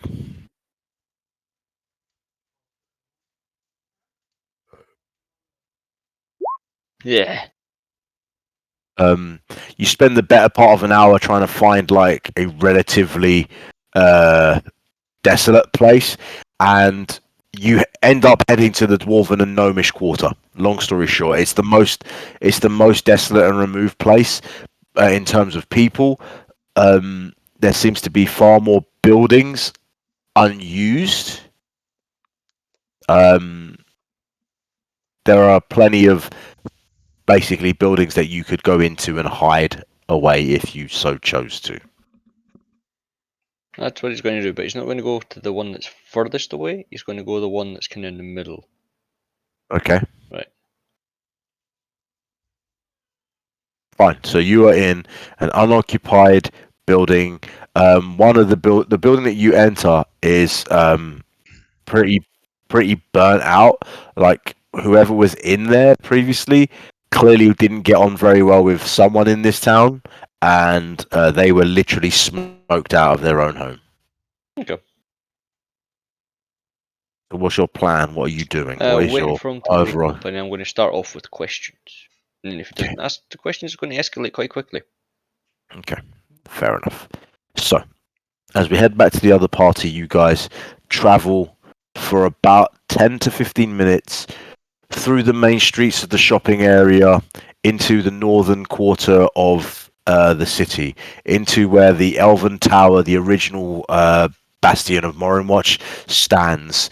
You see the pit, and you go through all the different like gardens of beautiful setups, and then you see the beautiful towers, spires that are the Tower of Morin, and you bypassed it, heading further north to effectively the northernmost wall where the wall meets the mountains of Morin, and there is a small set of houses set away behind some very, very large trees. And as you approach, an elven man sits before you in a makeshift wheelchair.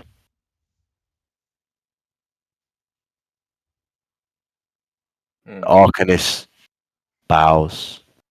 My lord, I have brought your charges. Ladies, gentlemen, this is Moldir Saru.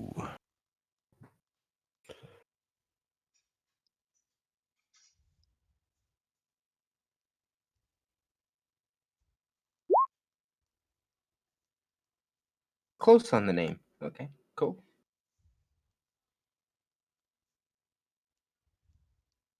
He looks at you. So, you are another one of Lady Nightsinger's men, women, guards who have been attacked recently. This is of paramount that you are all okay, I hope. We are.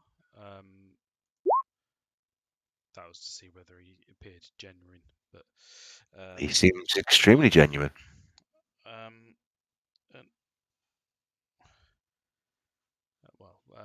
one of our colleagues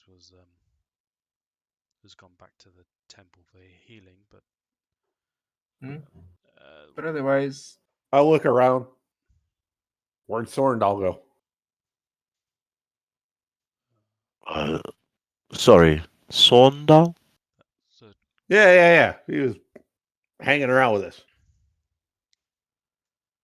He's looking around like, no. he's a. What does he look like? uh, Is this guy also a drow? The gentleman? No, he's not a drow. No, he is just a what looks to be a high elf. He has about I probably should have described him slightly better. He has got about just above his chest line hair. He's got a beautiful circlet that pins back his hair behind his ears. He looks aged, which, as you know, if you looked age as an elf, Yeah. you're old. I'd look at the Arcanist and it's kind of like your friend here, but Chris Sondale is a short ass, isn't he? 5'6". So, but shorter, sort of. Well, I say shorter, but I put my hand sort of up there, sort of.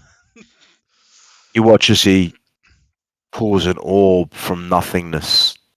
This orb, though, unlike the one that the Arcanist is holding, has an eye in it, and he looks directly into it. They are missing one, a drow of sorts, roughly 5'7", 5'6". Last seen on the main street shopping. Please keep an eye out. He may be in great danger.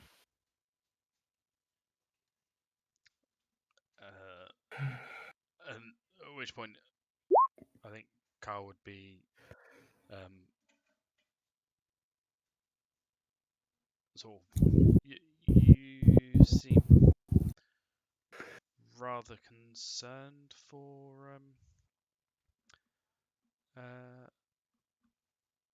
Layla's. Lady Nightsinger's. You can call her Layla if you wish. I've known her since she was a child. So you seem rather concerned for her. He turns over his wrist, and you see a mark of saloon on his arm.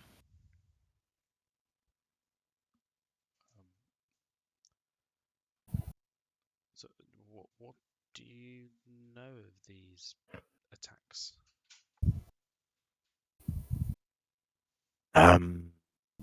The truth to be told, very little.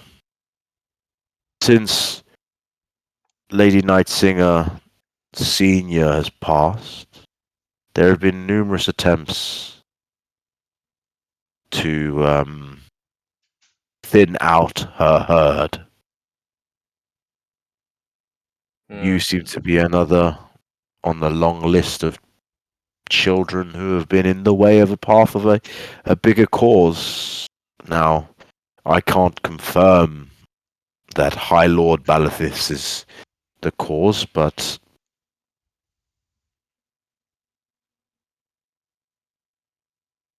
I believe it is him.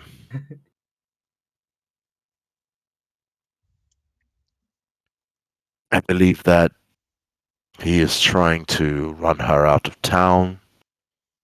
Hmm. I have tried many times for. How can I put this? The burial rights of the family of the Night Singers is a problem. Hmm.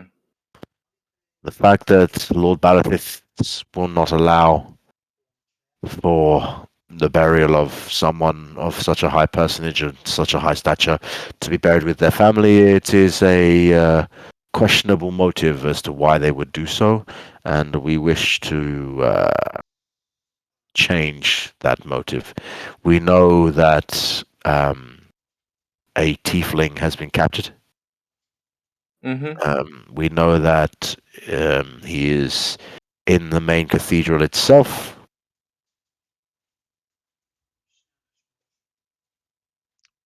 And Kai. is that the tiefling's name? Yeah. Oh, someone was saying it was the boy who came second in last year's extravaganza. I was there, actually. He's. Let's just say he has history with the Aaronroth.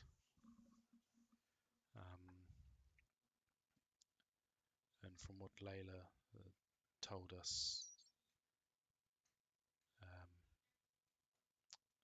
this Lord Balithith appears to be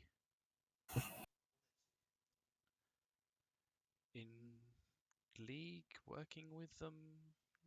With the Aaronroth? Yes, openly. Openly, they came, made an agreement. After the High Lord Wind passed away and his daughter has been missing for the longest time, we don't know where she is.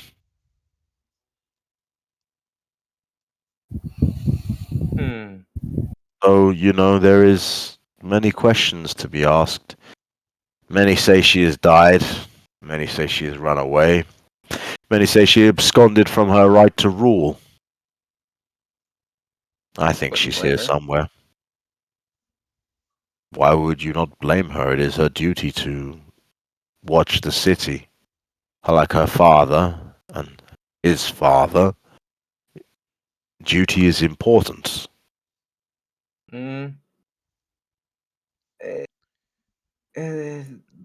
To put this in as civilized words as I can, sometimes when a forest gets too old, it needs to be burnt so that new life can grow. New life cannot grow if the ground is not seeded correctly. True. But again, these things shouldn't be generational. It isn't. It takes a lot to become a wind. They are not family by birth. They are family by name. Once you are part of that household, you become, how can I put this, enamored in a very powerful, archaic magic. You go through certain rituals that give you power of the element. They say it is a birth of draconic rites from long ago. It is, In fact, no, you don't. And neither do I. But anyway, it is supposed to be immense power that is given upon through knowledge and study. Interesting. Indeed. It's so more of a title than a Yes. bloodline. Yes, entirely. It is a generational thing. Each wind seeks the next. How do I say the predecessor? No, it's not the right word. Predecessor was the future progeny. Thank you, thank you. Their progeny seeks their progeny within the elven kind. They do not have to be highborn or lowborn. They don't have to have any innate magical power. They just seek out the right person that they feel is So his going to do it. daughter isn't actually his daughter. No, no, no. Huh. She Alright. doesn't even come from this city. You know, I've never really said this before, but that actually makes sense. Shh. Don't agree too soon. Come on, it takes the fun.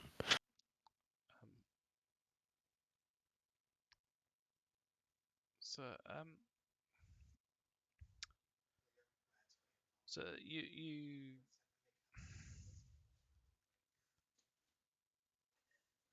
Carl's like trying to rack his brain, sort of like trying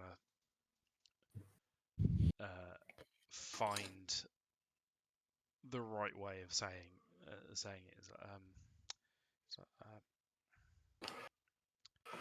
I mean no disrespect. Um, obviously, obviously we've just met, but you were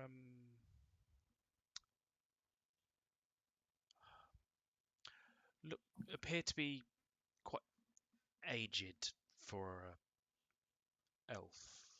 I mean, I know your kind are long lived. Yes. Um, do you mind me asking how old? Jithuni like shoots him a side eye, like even though she's like you don't ask people their age. She's kind of like mumbling under her breath, like, "Jeez." Have you heard of Ashlan Wurlitzer the Third? um, Or maybe the fourth? I've certainly heard of the fourth. I am the second.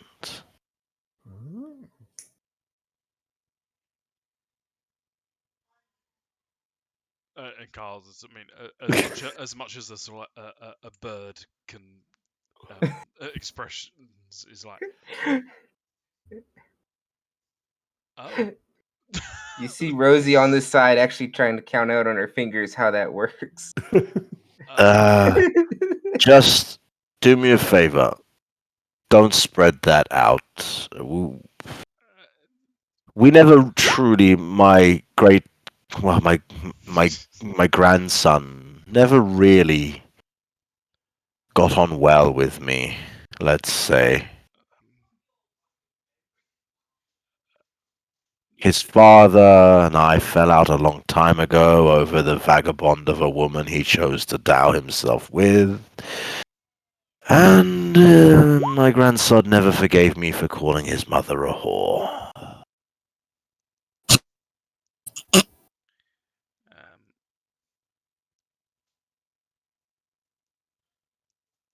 The only, I mean, as I say, I meant no disrespect in asking it. It's just obviously the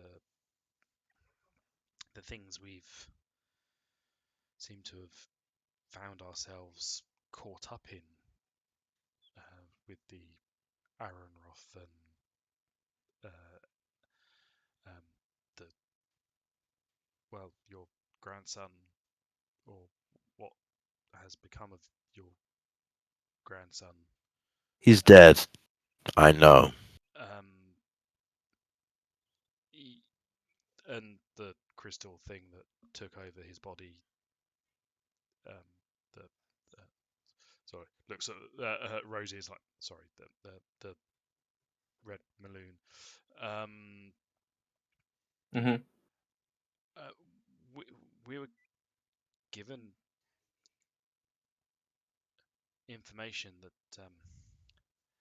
this conflict with the Aronroth and the dragons has gone on for, well, since before the Since before the forming of this city?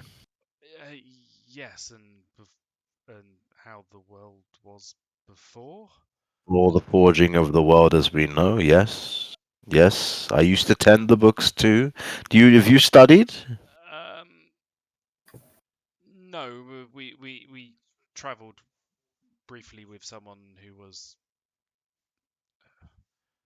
learned in some of this, but so I mean, if you're his grandfather,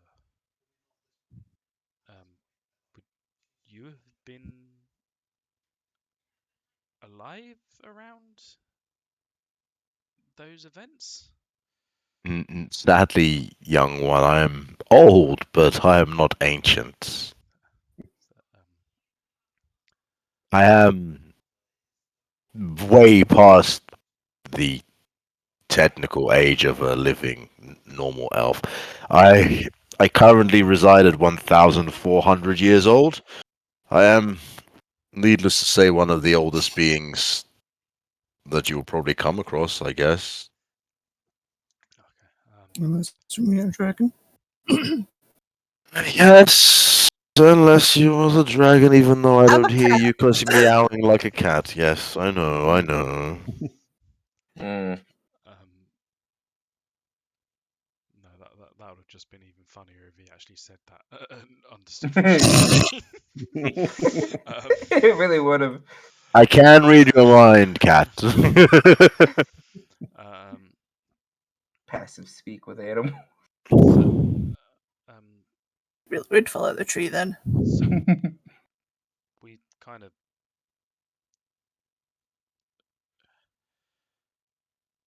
so you do you know of anything of the conflict before?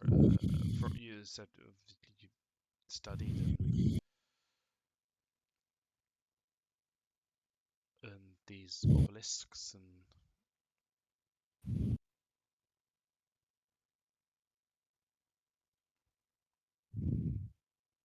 In terms of the obelisks themselves, no. I know that they are. What can I say? They are non-magical in nature. I know that they are. Yes, they are. What did Balithith say? He said that they were technology. yeah, we've heard that a few times, but I mean, Something of a time long past. from what I've seen, they're well, technology, magic. Are they one and the same? I wouldn't know. I don't know. It just what these things seem to do seems pretty magical to me, but then I'm not really a practitioner of the arcane. Well, I am, and if you and he pulls out a small red orb. If you are ever next to one of these things, and would be very grateful if you would show it to me.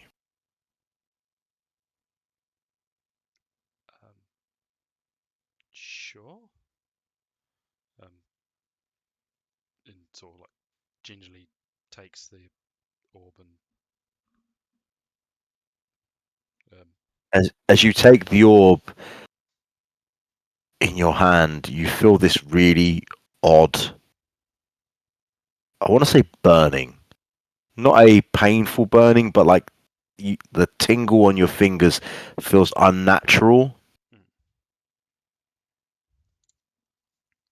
And it's at that moment you recognize it's not like the guy doing the tricks with the globe wasn't because it's fun, it's because it can't really stay static in the hand, almost. It's a very uncomfortable feeling. He Feel like sticks it in his pocket and right. I feel like part of Rosie wants to reach out and touch this crystal orb, almost instinctively, like, oh, can I absorb that too? And Carl just into the pockets. Rosie, if you wish, you can make a nature check. Oh, might as well. Why not? Let's give it a shot. Nature. 9. You see it and go, ooh, and you feel a woof, woof, woof, woof, woof. And then you realize that's your own heart and you relax a little. Okay. Um, Sorry, we kind of got a bit sidetracked there. yeah. So these assassins, is there anything you can tell us? They kill very well, they die very quickly. It is, how can I put it to you? They seem to kill themselves by biting on something and becoming decomposed internally. Oh, that's what he was doing. She goes to look for Boris, remembers that he's not there, and was like, "Oh well, I told him I didn't do the black part." But, yeah, the one I killed, he bit something before he died, and then kind of melted on me. My friend thought I did it. I didn't do it. Mostly. I'm very confused. What do you mean you mostly did it? Well, I mean, I did the part where he got torn up, but I didn't do the part where he turned black and started melting. We were in the middle of a fight at the moment.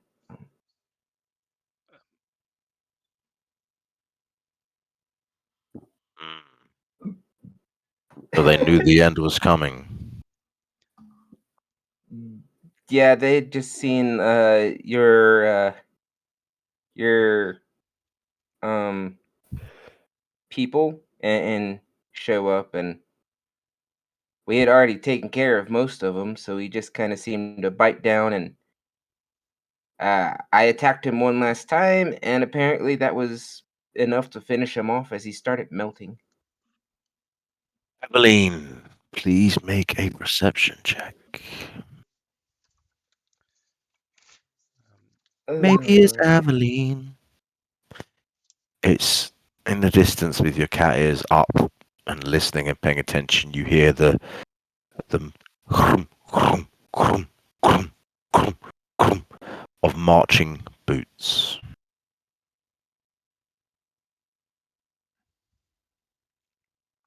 And this is where we'll go to Okay. Saundar. She's jumping down from the tree and running over to them. Cool. And as you get to them and let them know something is coming, Saundal, you were in a room. Dark, no light. And the man in front of you, well, in fact, it's not a man, it's an elf in front of you. Male or Stirs. female? It's a male elf. Yeah, okay. So how long has passed? In terms of what? Your cloak is gone, long gone. No, but as in, so since we arrived at the building. Oh, so I would say that for you, we've played the timeline forward to the hour. So you've been there since you've literally just got in the building. It's dark. What are you doing? Setting up a fire, putting in a few daggers into the fire, a couple of stones inside the fire as well. Okay. Just waiting for him to wake up. You wait for about 25, 30 minutes, and he still doesn't ruse. Would you like to? At this point,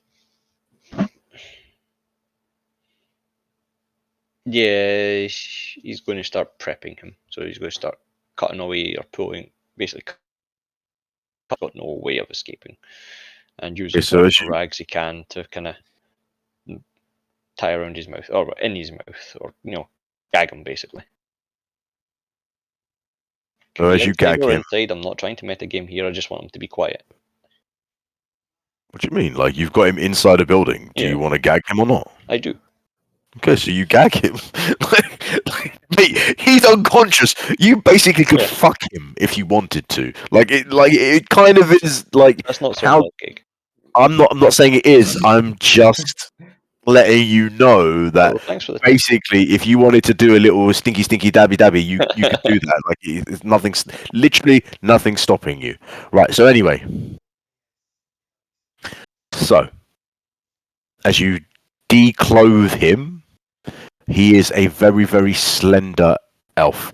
What I'll say is, you find going through him, you find a little black pill in one of his sleeves, hidden away.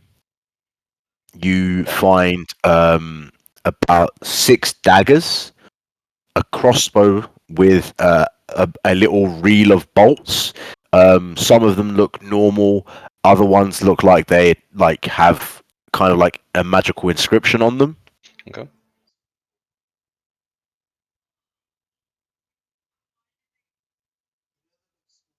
Is this it, or is there monies, or No monies. no? But that's everything. Yeah. Okay. Here we go. Just start kind of lightly slapping him with the back of his hand, try to wake him up. He doesn't ruse. You chloroformed him, man. Yeah. Like, he's not going to ruse from a little tap. Well, he's just going to start sorting through his things. That little black pill is going to be put into. Well, he's going to wrap it up in whatever cloth he has, and then put it in his backpack. And then, he's just going to have the various weapons he had just kind of laid out far enough away from him that he can't reach them. And just have He it. can't reach anything. You tied him up. Yeah. So if he was to get free somehow, he wouldn't be able to get to them before I could. Oh, okay. Fair enough. So, as he finally ruses, he's like...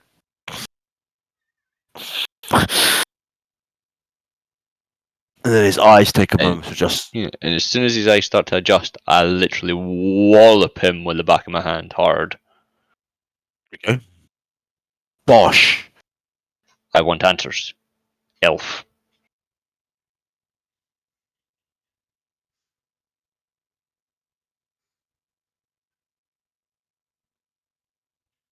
Nothing?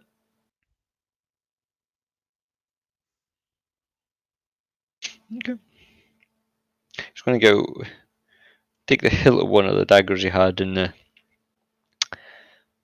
fire.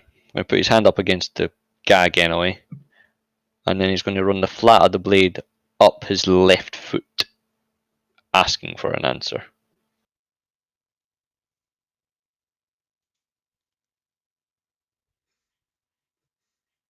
Isn't he gagged? No screams, no nothing, no attempts at writhing in pain. Oh, I'm just checking something, mate. Okay.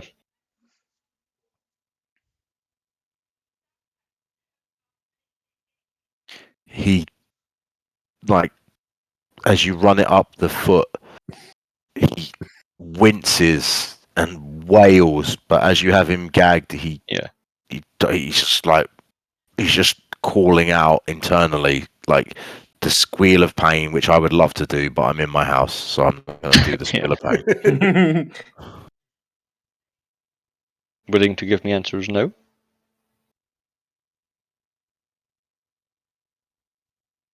Nothing?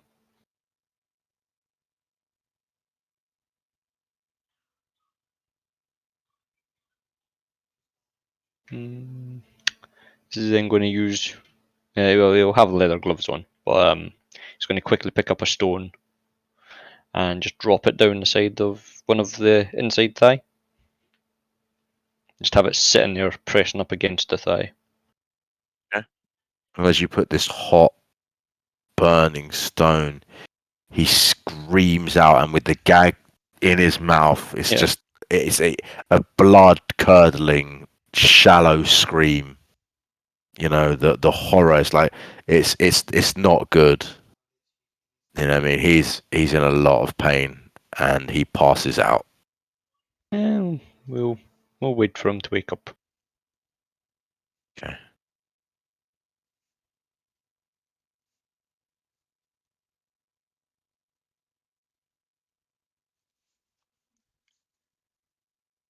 It takes him about an hour and 45 minutes. So as I see him start to rouse, I get the other hot stone, and I place it about an inch from his dick. Okay.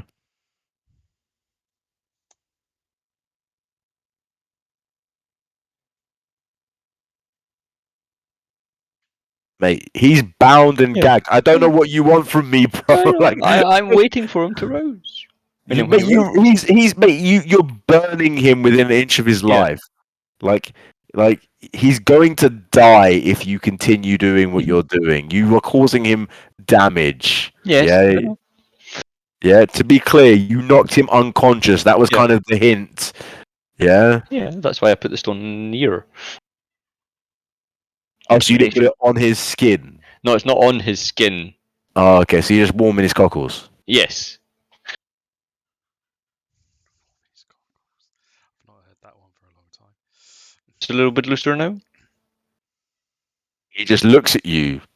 He's bound and Yeah. gagged. And You bound him and I gagged know. him. I don't know what I you know. want from me, mate.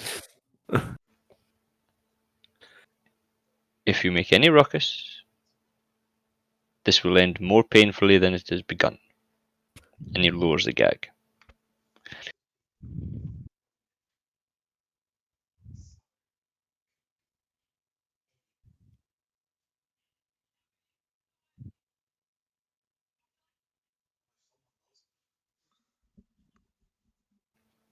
Why are Doesn't you make a sound. targeting me and my fellows? Orders. Orders from who? Piece of paper. Name. Picture. Orders. Who do you work for? Whoever pays. I'm not picky. Neither is my guild. And which guild would that be? Well, that would be telling, wouldn't it? Oh, it would, and he kind of he rocks that stone that's next to his nutsack. Doesn't make it touch, rocks it so it, he feels the wave of heat. I'm willing to die for what I do. Any pain you give me is just the pain I take with me further on.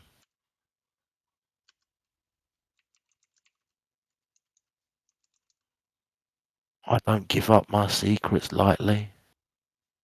I don't betray my clan. I don't know who paid us. We get paid regardless. That's how this works. Job is a job. The guild survives. If I don't survive, and he looks up, says a quick prayer. That's the way it's meant to be. So as he starts saying this, he's going to put the gag back up for a moment. Then he's going to invoke his shroud. So all these shadows start coming up. And he's going to give him a love tap to make him make the save.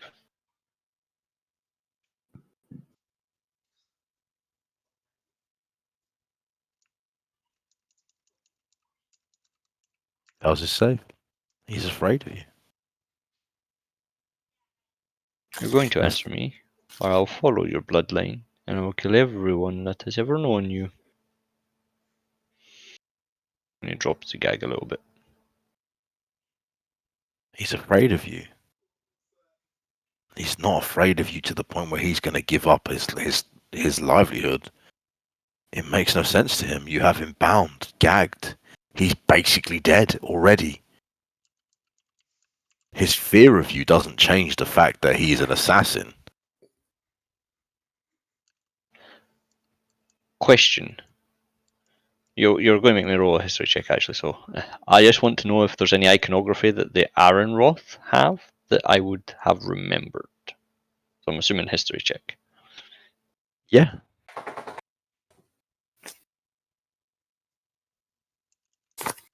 Yeah, fuck. He looks at you dead in the face. He says, I told you everything I can tell you, man. Listen.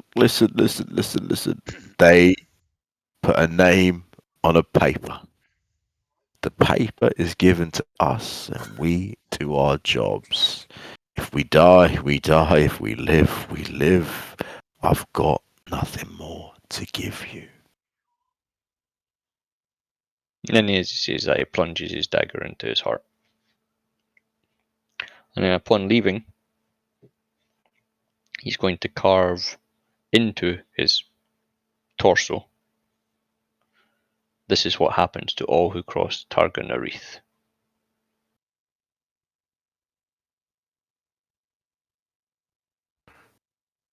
You're just gonna carve any symbol trying to deceive him, yeah?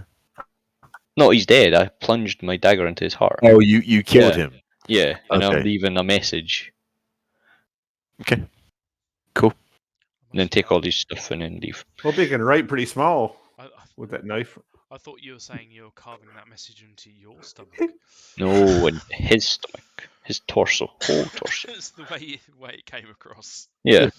I was like, okay, that's a tactic.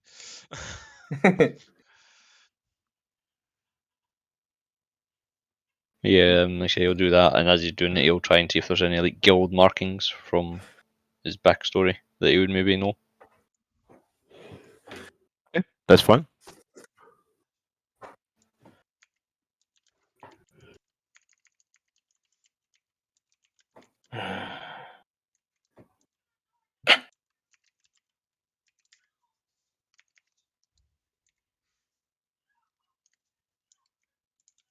I think I need to stop wearing a green shirt.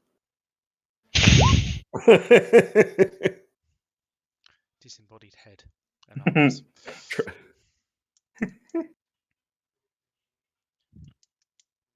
Right. So,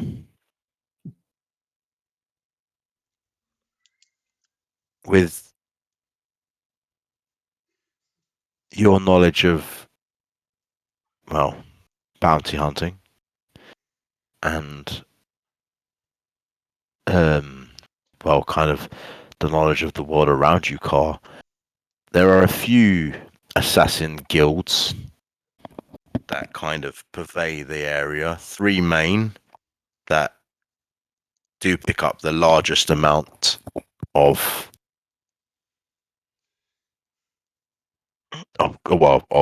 marks. The main ones that you know of are the Unspoken, the Jagged Edge, and the Wanted Rift. Unspoken, Jagged Edge, Wanted Rift. And they all operate in this area. They all operate in Bodenwell specifically. It's difficult to say which, without like knowing their markings and their ways of communing, it'd be difficult to say which one these guys are from. Simply because they're not, most. Let's put it this way: most people who get hired to kill someone that isn't from an assassin guild will often carry a piece of information with them. They're gonna be less slack. But clearly, you're marking out these 3 guilds simply because there are no clear markings. There are no defined things. It is a proper job. The pros, basically, rather than just the. Yeah, it's not just some random guy being given 4 gold to attack you in the street. Got it. All right, so once you dealing with 5 gold professionals. oh no, 5 gold. 2 silver. Don't get it Ooh. twisted. Ooh. 2 silvers for the horses. So, Saundar, you eviscerate this guy's stomach, carving a hole in his chest, and then writing some archaic symbol. What do you do next?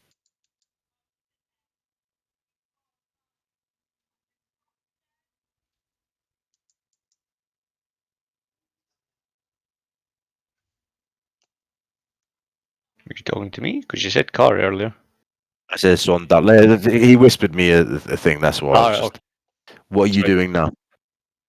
Yeah, after I've kind of scanned the body, see if there's any tattoos or whatnot, and left my little inscription, he's just going to try and sneakily get away, and then go back to where the group was, like in the centre of town.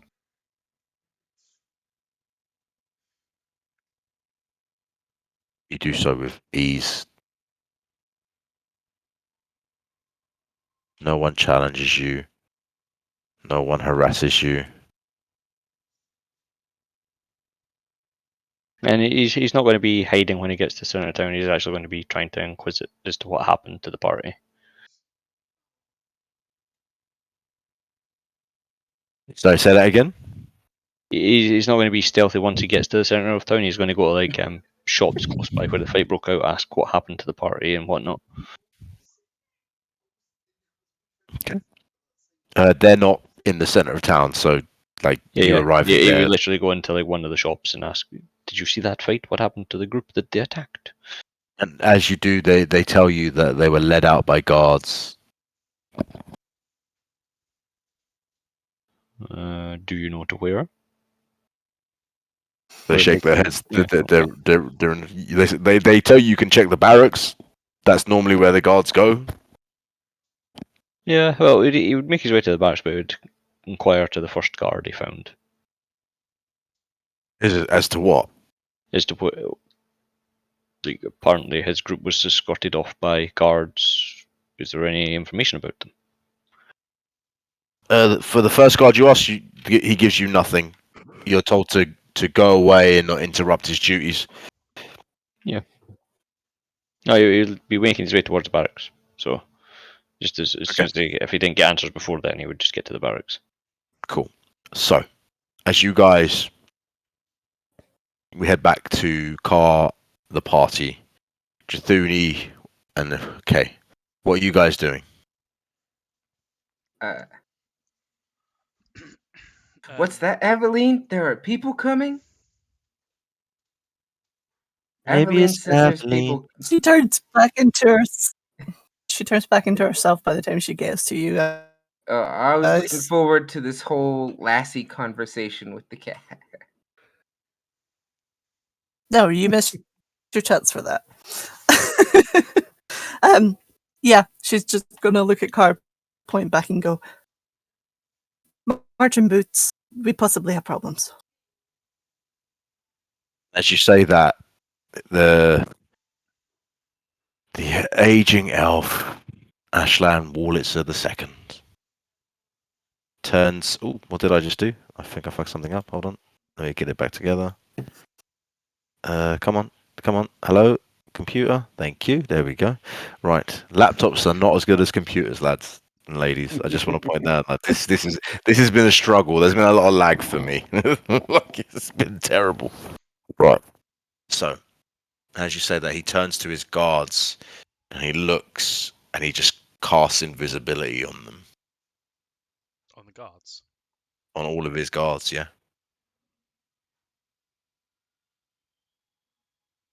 You're more than welcome to be here, but I can't show that I have my own troop.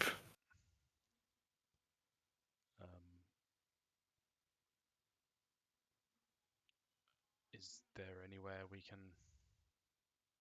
hide? And it's as you say that the guards turn the corner through the trees.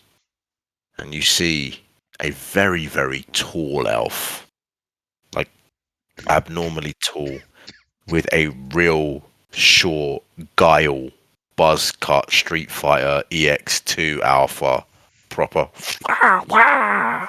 haircut. You know what I mean? Proper, like, out there. Who turns, he looks at you, says, "Old man, where are my guards?" And Ashlan wheels himself forward. Beomir, what guards? I'm here in my wheelchair. What possibly need do I have of guards? Don't mess with me, old man. I know you have 6 of my troops. I saw them. Beomir, come, drink wine. Bring peace, not war, Beomir. I grow tired of you, old one. I cannot wait to kick you in the hole.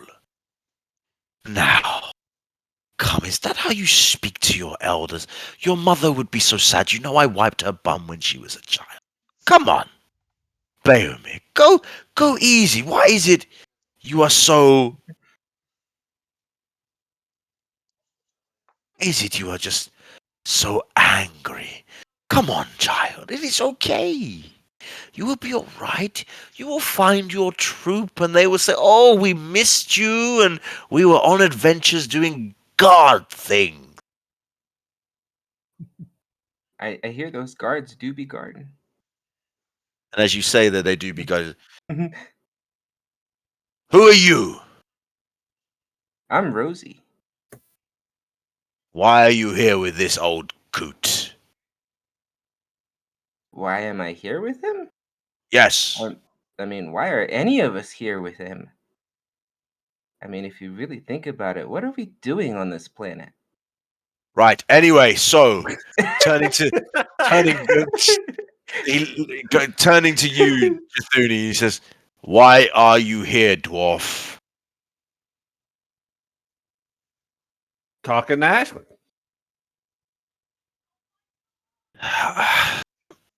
But how do you even know of his existence? Because he's sort of sitting right there. I feel like this is a bit Rosie and Jathudi have done before. It turns to you, Aveline. And you, madam, why are you here? Just then he interrupts to talk to Ashland. I think Rosie and I already made that kind of clear here. Ashlan? Yes, Beomir. I will be back for my guards. See that they are ready within the hour. Of course, Beomir. Yeah. What guards? Shut up, dwarf. Hey now. There are no damn guards. You see any freaking guards? There are no guards here. Gonna make a perception check now. He's in fact he's gonna investigate. So just shoo.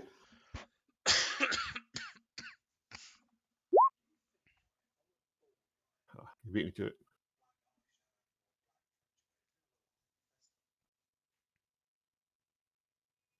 He looks around. Because I was going to do that one. Oh my god. Poof.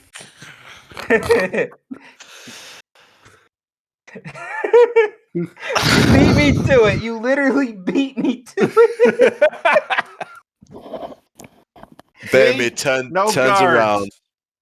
Beomir turns around and says, "Ashlan, we've had this conversation before. Stop taking my guards." You hear Ashlan turn around. If they were your guards, they wouldn't be with me. Be gone, Beomir. You waste your time. He turns around. Huffs on. Ashlan laughs. Wait, hold on.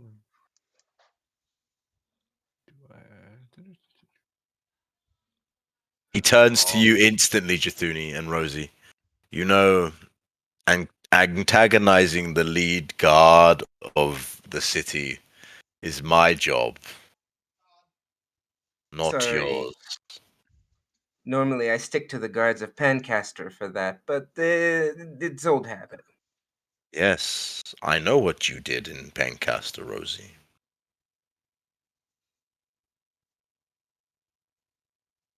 You are actually quite well known to me.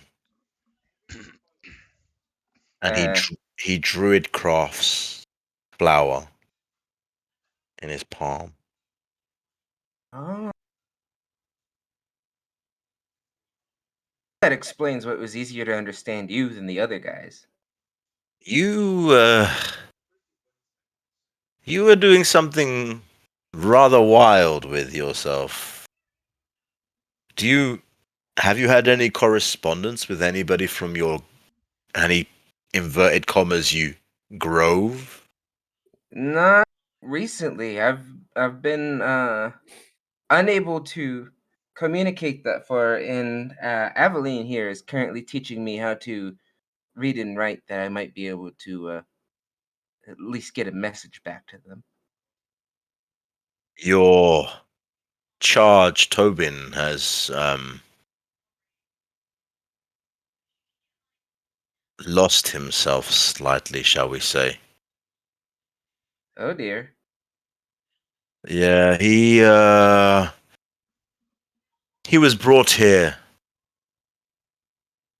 about a week ago, I would say. He's not doing very well. Do you have any idea what happened? He's about 96% crystal. We don't really know what happened. Hmm. Where is he at? I need to talk to him. He's and he turns and he uses gust to open the door, and you see the shine of light. And Tobin is standing, and all that's left is where your mask would be. Hmm. It's just that part of his face. Uh, And instantly, your crystals react. His not. crystals react. Is it a friendly reaction or a hostile one? His reaction is very hostile. He goes a deep, deep red. Spikes start to build like an armor on his body. Rosie. Rosie just not taking her eyes off of him. We'll just say those aren't mine. Not yet. This might get a little violent. He looks at you, reaches out his arm, and the resonation of "For the glory" spreads through his hand.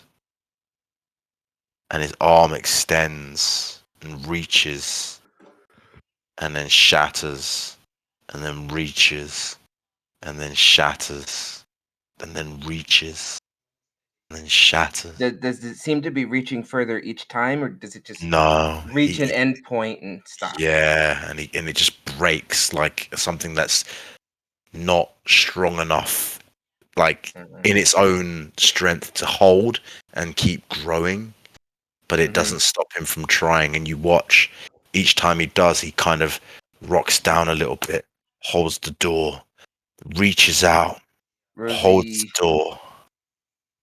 Rosie will be like, I'll try and take care of this. You guys go ahead and keep talking. She just kind of says that, trying to hide what is very much a lot of worry in her voice, as she just pulls off her cloak, drops her mask to the side, and just walks forward. And similar to the same way you might approach like a scared wolf or something, she just kind of goes in low, trying to reach under the arm and just gently come up to try and make contact with him.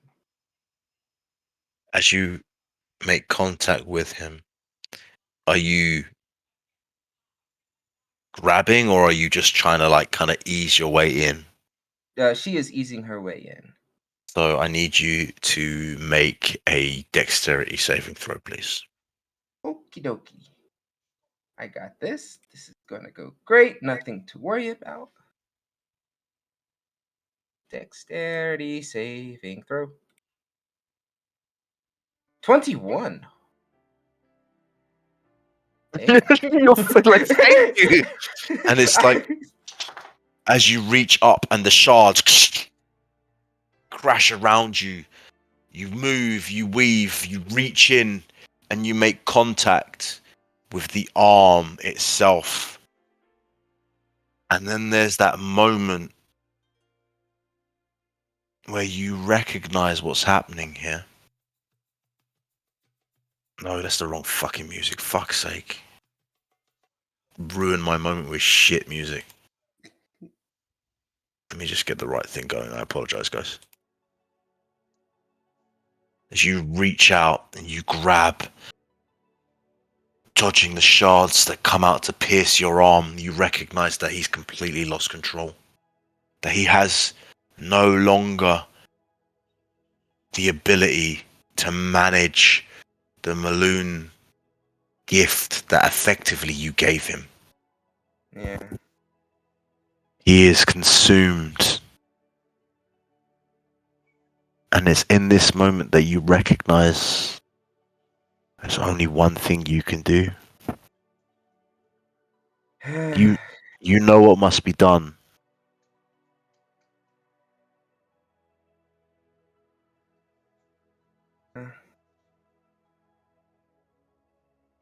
She'll be as gentle as she can be in doing it. You're going to absorb him? Yeah. For those of you who are watching, it's a moment of stark, I would say, fear. One creature eating another like an animal will do in a wild, like a wolf chasing a rabbit. It can be grotesque, but in the same time, it's a circle of life thing. It's nature doing what nature does. But you haven't seen these beings. You don't know what they do. You don't know what these crystallines are. And you watch as Rosie devours Tobin. Reaching out one arm. You watch as the crystals peel from Tobin across to Rosie. Up her arms. Across her chest. Down her legs. They build like armor, stacking, growing, layer upon layer like shale rock. Slather, just building. Rosie, make your save, please. Make your Constitution saving throw. Yeah. As this is happening, she would be, I guess at this point, probably speaking to the residents herself. She would be saying, I'm very sorry, Tobin. Tobin's voice rings through to you. It's okay. It's okay. I needed to see you one last time to say, don't stop. And as the crystals peel away, you watch as the last part of Tobin's face becomes encased in crystal. And he shatters. Rosie is blasted by the dust and crystalline energy of the moment. She radiates. I mean, glows. You feel a warmth from her. Rosie, you feel powerful. What color are you right now, Rosie?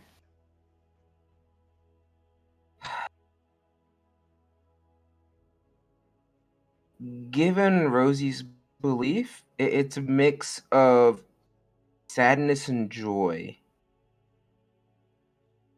There's the sadness for the loss of a friend, but also because of the way she believes, the joy that her friend is being returned to the great cycle and that he's moving on.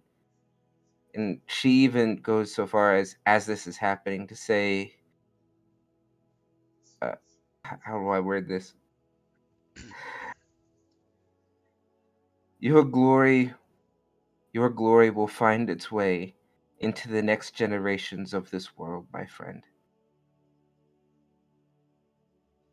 With the last moment of resonance, you hear, your glade is so beau.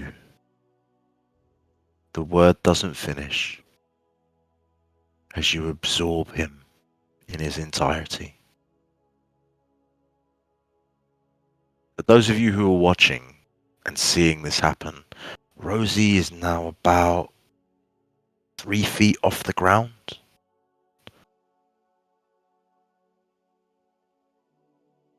Shards of crystal that she is absorbing are jutting out of her like extra limbs of the spider that she was before.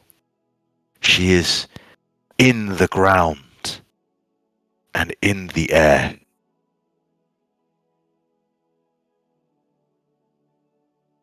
You look around you, Rosie, and you look down and your whole body is crystal. But you have the power to change that and go back to your previous state, if you so choose it.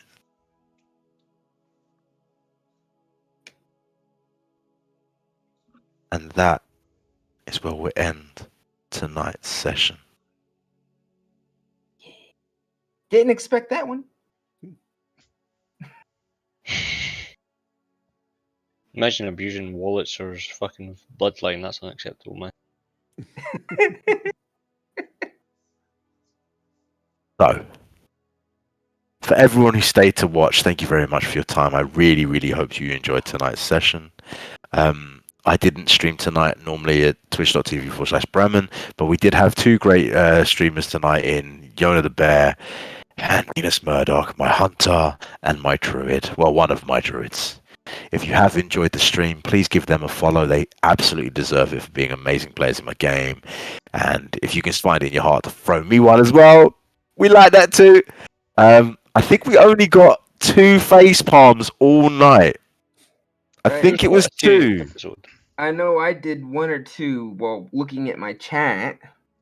That doesn't count. You can't. That's cheating. I did not count the chat, otherwise we would definitely be in double figures because, oh my god, line needs to stop. So, Well, I was watching Thomas do the Sally Struthers. What's the that? knee- Thigh thing. the whole time, yeah. Just doing the old thigh master back there. Right. So thank you wherever you are on the planet. Please check us out 8 p.m. GMT to 11 p.m. every Saturday. Peace wherever you are on the planet. We are out.